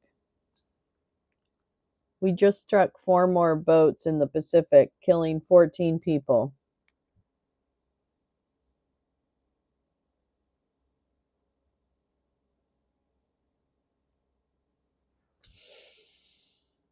It's drones and robots for everybody.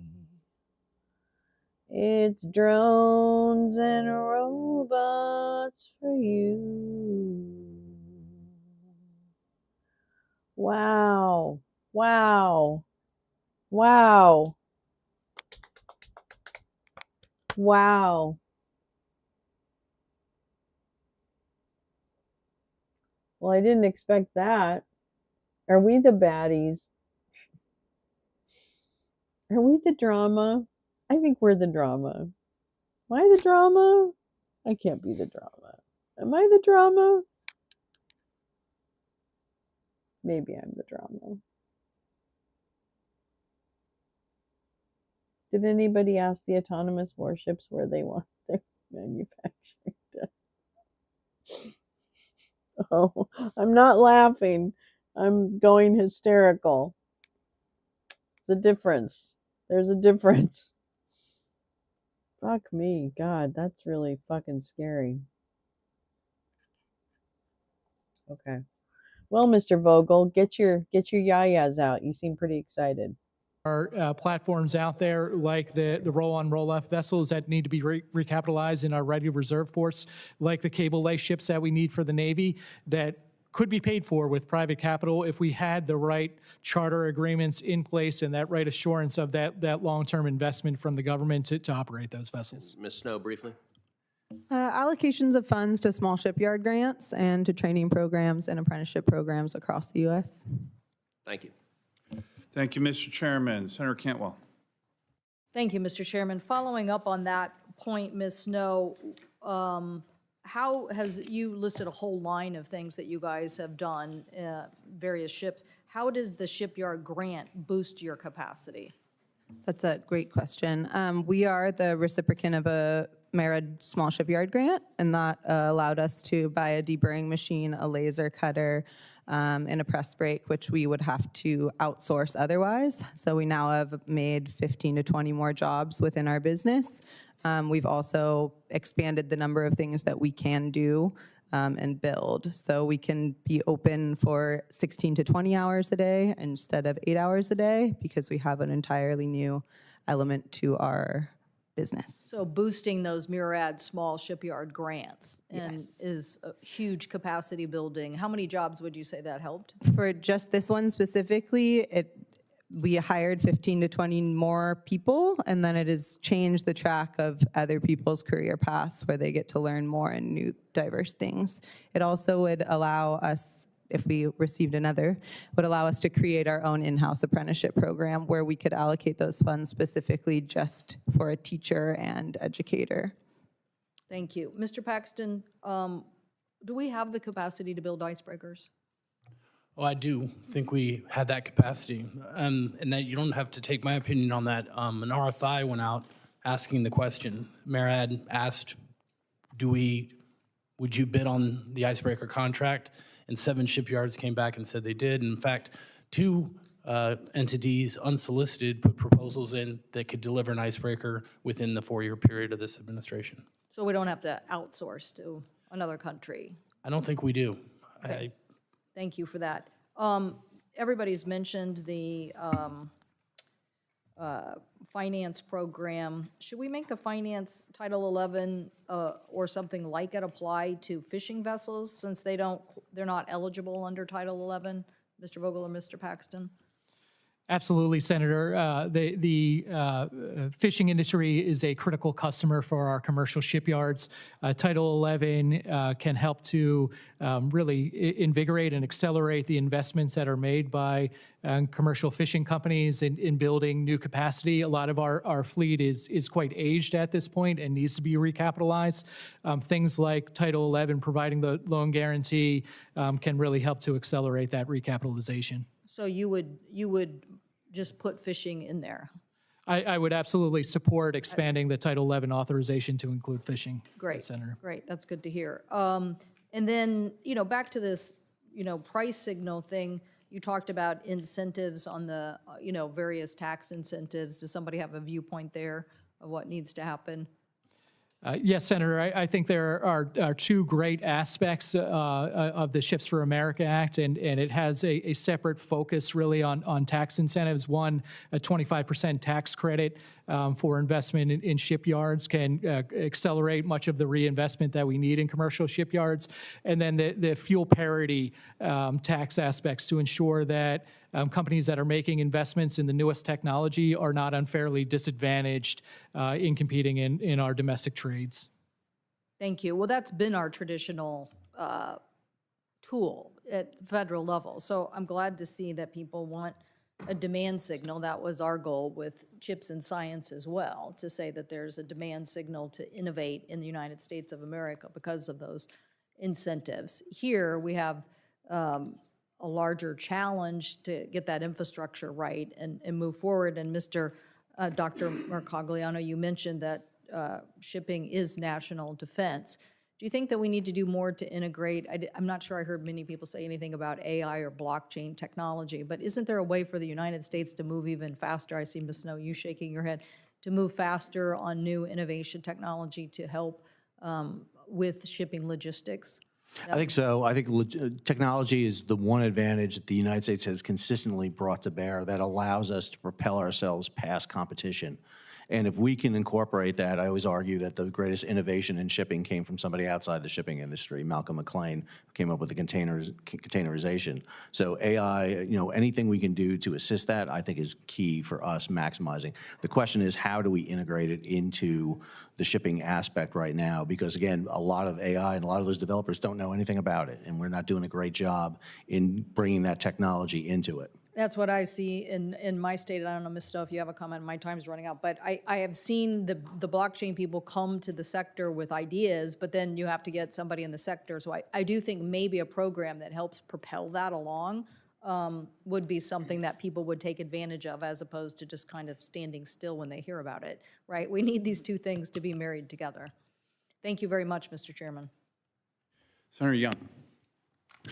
Thank you, Chairman. Thank you for prioritizing this important topic. Mr. Chairman, I ask for unanimous consent to enter into the record 51 statements from 64 organizations spanning industry, labor, in the broader maritime community expressing support for the Ships for America Act. These statements reflect the broad, bipartisan, and nationwide support for rebuilding U.S. shipbuilding capacity, expanding our U.S.-flagged ocean-going commercial fleet, and ensuring the American workers remain at the heart of our maritime strength. Without objection. Thank you, sir. Dr. Mercogliano, thanks so much for being here. And, you know, it's been said by a number of our witnesses today that American shipbuilding has ebbed and flowed, and you've each spun, I think, very related and complementary narratives about why right now we have a shipbuilding infirmity in this country. And I agree with, I think, Mr. Paxton's assessment that it was market forces that led us to chase value, you know, the same quality or even better quality at lower cost, and we delivered that to the taxpayers, but we lost sight of the fact that it's important for us policymakers to be baking into the price of certain critical goods, strategic goods, a national security or economic security premium. And so it's time we updated our economics. If we learned anything over the course of a global pandemic with semiconductors and other valuable products, it's that we need to do our work up here on the Hill. So this hearing is really important, sir.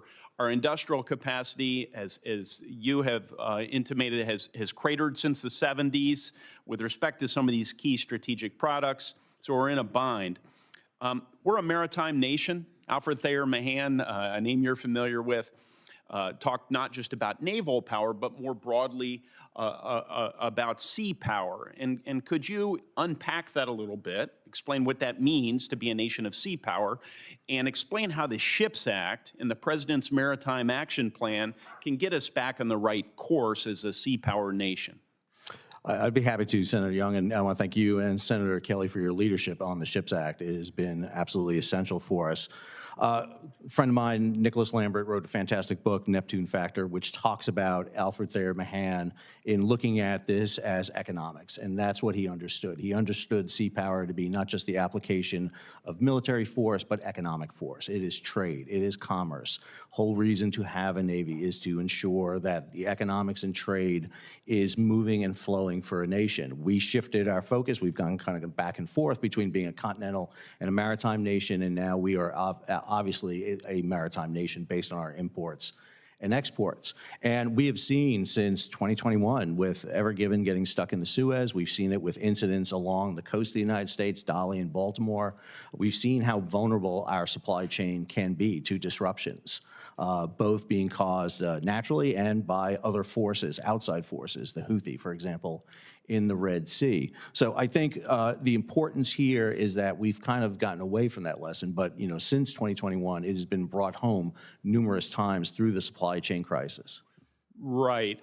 So thank you, sir. And just to put a fine point on it, I'm quoting Mr. Paxton a lot today, but he did say earlier, and I wrote it down, maritime dependency makes us a client state.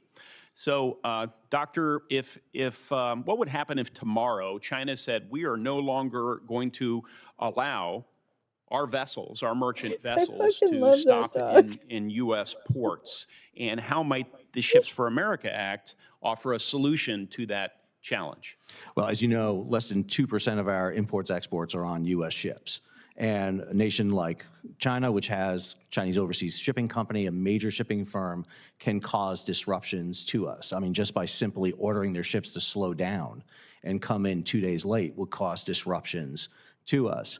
By having a ships for the United States, we provide us with that reservoir, that backlog, so that we're not dependent on it. It was the thing that created actually the Jones Act in 1920 when we found out that 11% of our international trade was only carried on American ships. It's much lower today. Right, and that legislation, perhaps it can be improved in various ways. We want to keep this coalition together around the Ships for America Act, but it was designed to change the cost structure, right? A very similar motivation that we're seeking today as with the Ships for America Act. Mr. Paxton, as my time comes to a close here, you know, there's some who doubt that America's shipbuilding industry is capable of responding to the enormity of this threat of supply chain interruption and all the rest. What do you say to that? Categorically disagree. We have shipyards that are building large ocean-going vessels right now as we speak, up at Philly, NASCO, many other shipyards. We have the capability and capacity, sir. What we don't have is the demand signal your legislation will produce. That would open up more capacity in existing infrastructure and probably end up opening more shipyards. Thank you. Thank you all. Senator Schatz. Thank you, Chairman and Ranking Member. Thank you to all the members and all the testifiers for your commitment to this issue. Mr. Vogel, in interacting with Senator Kelly's shop, my understanding is that this act is at least partly designed to sort of look at some of the success stories in individual shipyards and scale them up. Just for the record, can you tell us what is going right in the Philly shipyard and how we can sort of replicate that across the country? Yeah, thank you, Senator. So much has gone well with the National Security Multi-Mission Vessel Program by removing those regulatory constraints that are in typical government shipbuilding. We awarded that contract to Philly Shipyard in April of 2020, right at the start of the COVID-19 impact. At that time, they had about 80 employees in the shipyard. Despite those challenges, we've been able to successfully deliver 3 of the 5 vessels on time, on budget. We've seen growth at 0.38% of the original budget. That's compared to often 20, 30, 40, multitude more percent in terms of growth. So I get it. So what did you do? having the vessel construction manager fully integrated, we've been able to identify issues before they've really arisen.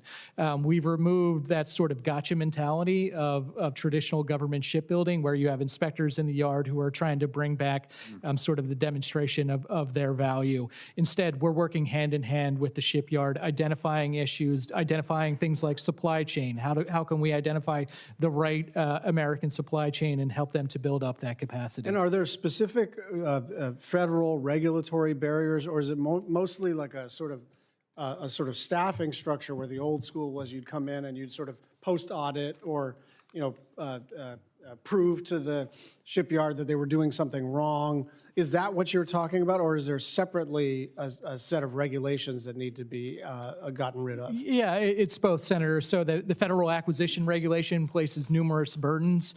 We've been able to reduce that by using a commercial model, minimizing the flow downs. One of the keys for us, too, was to be able to sort of break that privity between the government and the shipyard, snap that chalk line so that when the design was done, we were able to move out. Historically, government shipbuilding has been plagued by change orders, constant changes to the design.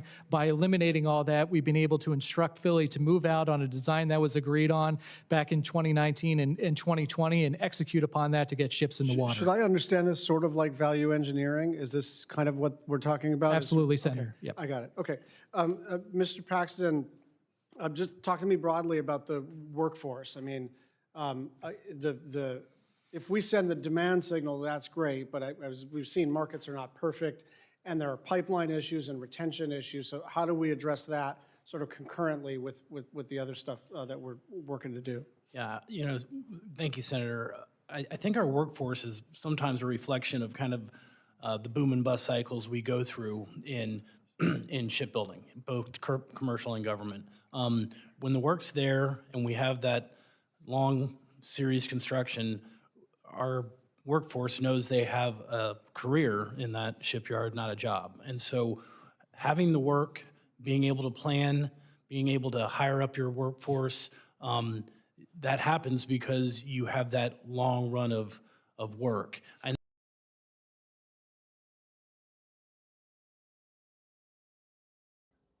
Okay. That's an interesting attitude to have about work, because I worked in nonprofits for over 20 years, and I took my career very seriously. And also, I was always working to put myself out of a job. And so, frankly, I think if an industry needs that many subsidies, either that industry isn't successful, and oh, too bad, so sad, like so many of us who experience failure on a regular basis.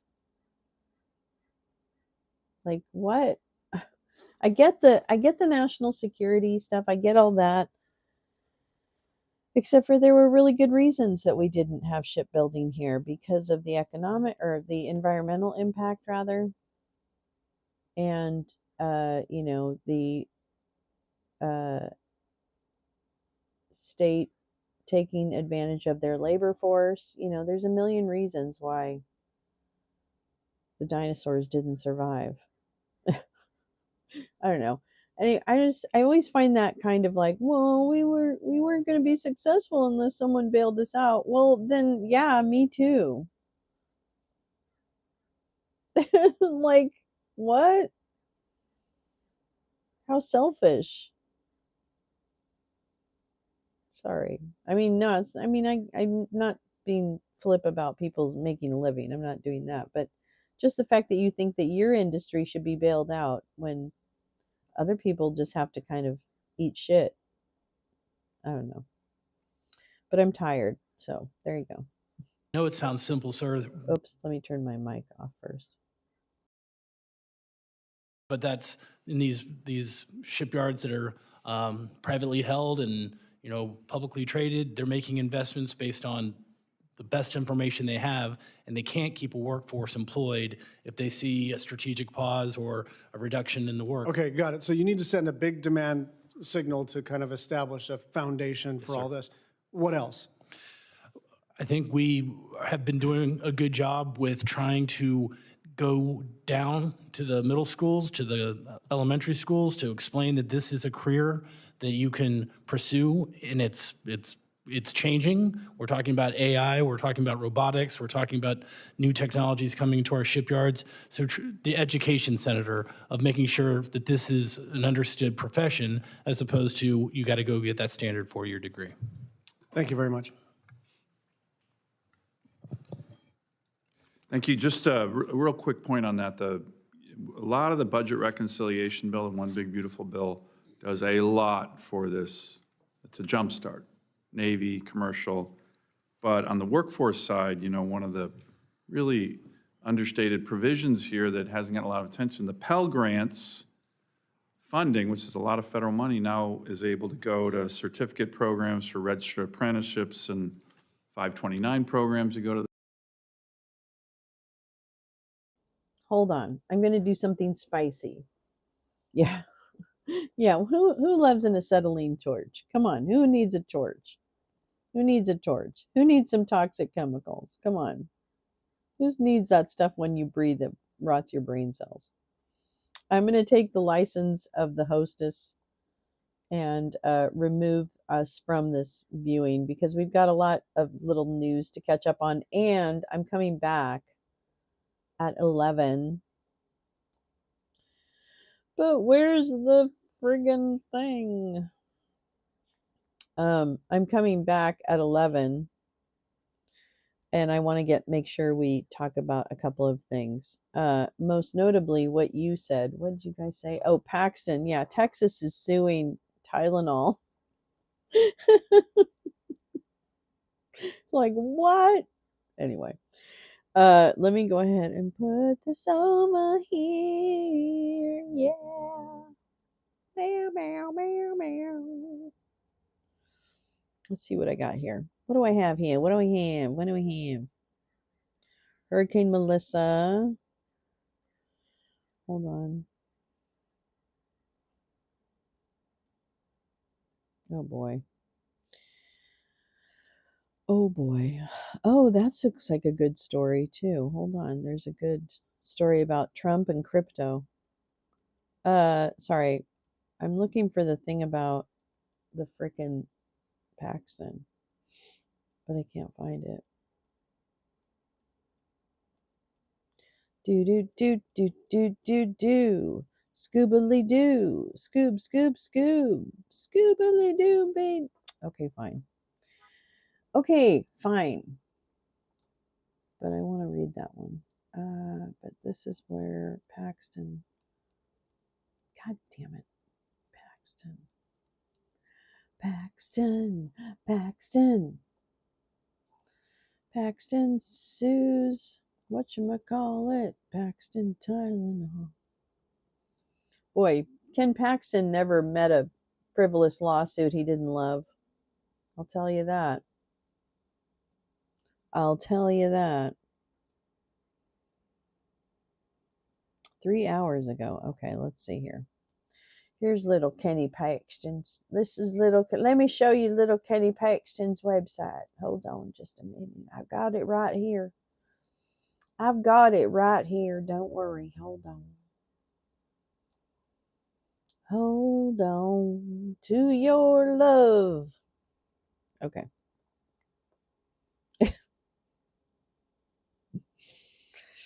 I'm Ken Paxton, and I'm Attorney General.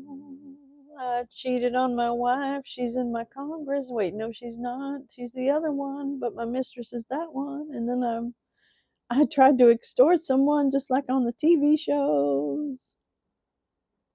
I know. No, no more. Now crypto means an entirely new way to ruin our lives. Okay. Here we go. This is right from the horse's ass. I mean mouth. That's right. Here we go. Attorney General. I'm sorry, I've got to read it in a Texas accent. I'm sorry about that. Attorney General Paxton sues big pharma manufacturers for deceptively marketing Tylenol to pregnant mothers despite known dangers to unborn children. That's right. We're going for the big dollars. We're going for the big dollars. California can support itself and other states will hold my beer, Texas says. Hold my Ambien and Fireball. Because I have something to say about that. Okay, here we go.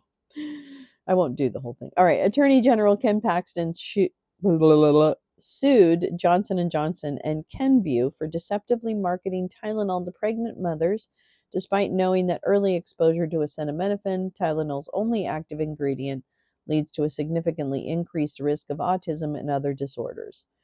Quote, which I think that statement alone is not correct. I don't think there's I don't think there's did they do studies on it? I'm confused. Because I don't recall hearing that particular piece of news. I hope he has actual evidence for that. But anyway, Big Pharma betrayed America by profiting off pain and pushing pills, regardless of the risks. These corporations lied for decades, knowingly endangering millions to line their pockets, said Attorney General Paxton, and he speaks just like that. That's right. HHS employees now being measured by loyalty to Schlump's policies and oh my God. Okay, well, you know what? Godspeed. Godspeed. Godspeed, everybody. Godspeed. I hope you know how to lie. Godspeed. I don't know how to help you. Let's see. Additionally, right. Additionally, seeing that day of reckoning was coming, Johnson & Johnson attempted to escape responsibility by deleting tweets. No, I'm just kidding. By illegally offloading their liability onto a different company. By holding Big Pharma accountable for poisoning our people. Our people. We will help make America healthy again. Give me my bourbon. For decades, Johnson & Johnson willfully ignored and attempted to silence the science that prenatal and early childhood exposure to their acetaminophen products can cause autism and attention deficit hyperactivity disorder in children. Despite being well aware of this fact, Tylenol was marketed as a completely safe pain medication for pregnant women, violating Texas's consumer protection laws. Bet you that's the first time he's ever used those. Just saying. The considerable body of evidence demonstrating these dangers was recently highlighted by the Dump administration. My friends. Further, Johnson & Johnson violated the Texas Uniform Fraudulent Transfer Act by fraudulently transferring liabilities arising from Tylenol to a separate company, Kenvue, in order to shield their assets against lawsuits arising from the harmful impact Tylenol had on children. Attorney General Paxton has relentlessly fought against Big Pharma's destruction of America's health and safety, suing Pfizer over the COVID-19 vaccine. Yikes. And taking action against Eli Lilly for bribing providers to prescribe its medications. Okay, well, that's all right. Things can happen. They had they had already a real liability from the baby powder thing. Yeah, exactly. Yeah, how about that? How about that mica or whatever the fuck it was, or talc or whatever? Attorney General Paxton has, oh yeah, blah, blah, blah. Previously, Attorney General Paxton secured a $700 million settlement with Johnson and Johnson for making misleading and deceptive claims about its baby powder products that contain talc. We just said that. To read the lawsuit, just click there. Well, there you go. That's Kenny Paxton. All right. I'm going to go ahead and call it for now, but I'm coming back at 11 o'clock, I think, Pacific, 2 p.m. Eastern, et cetera, et cetera.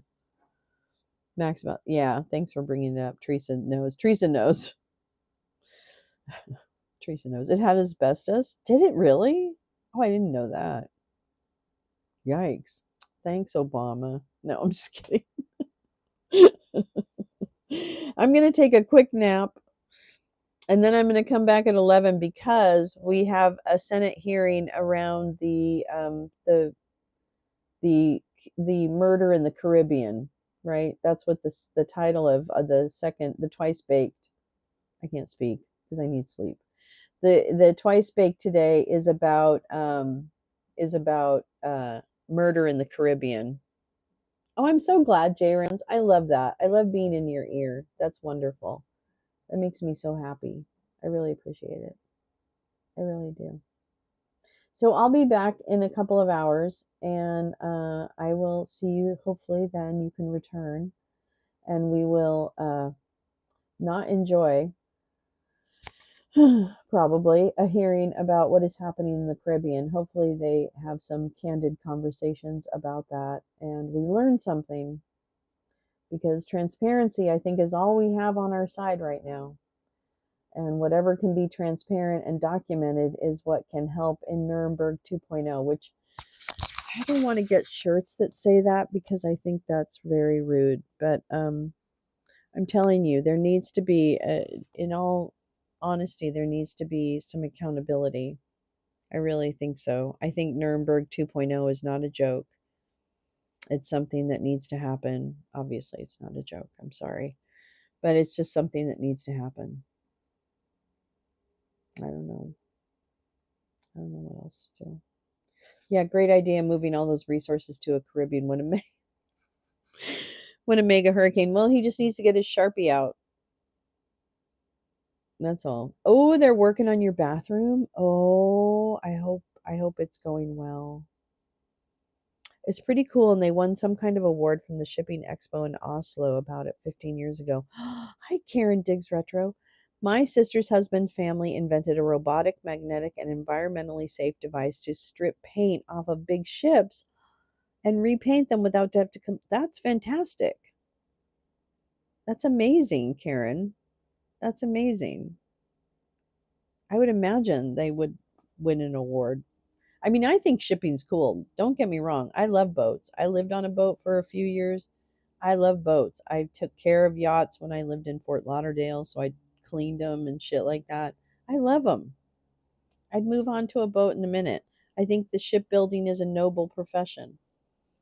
I think maritime is a noble, noble profession. I just don't know what it looks like in this landscape and how they're going to take advantage of people. Jack Smith mishandled his case against Trump. Will try to post. Oh, I can do that too. I think I have that. I think I have a link to that story. All right. Okay, so I will see you in hopefully a couple of hours. Have a wonderful day if I don't. And then watch my socials because we will have a documentary tonight. Okay.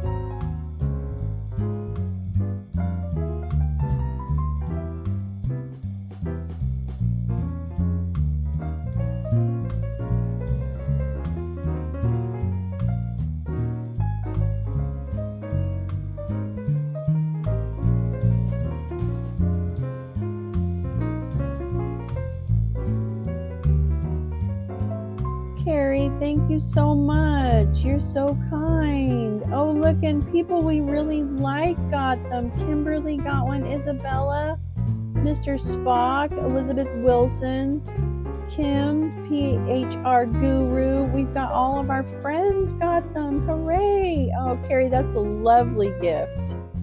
Thank you so much. Have a wonderful morning. I'll hopefully see you guys later. And have a good sleep, Carrie. If you're, no, actually, it's the afternoon. It's tea time, Carrie. It's time for tea. All right, bye, y'all.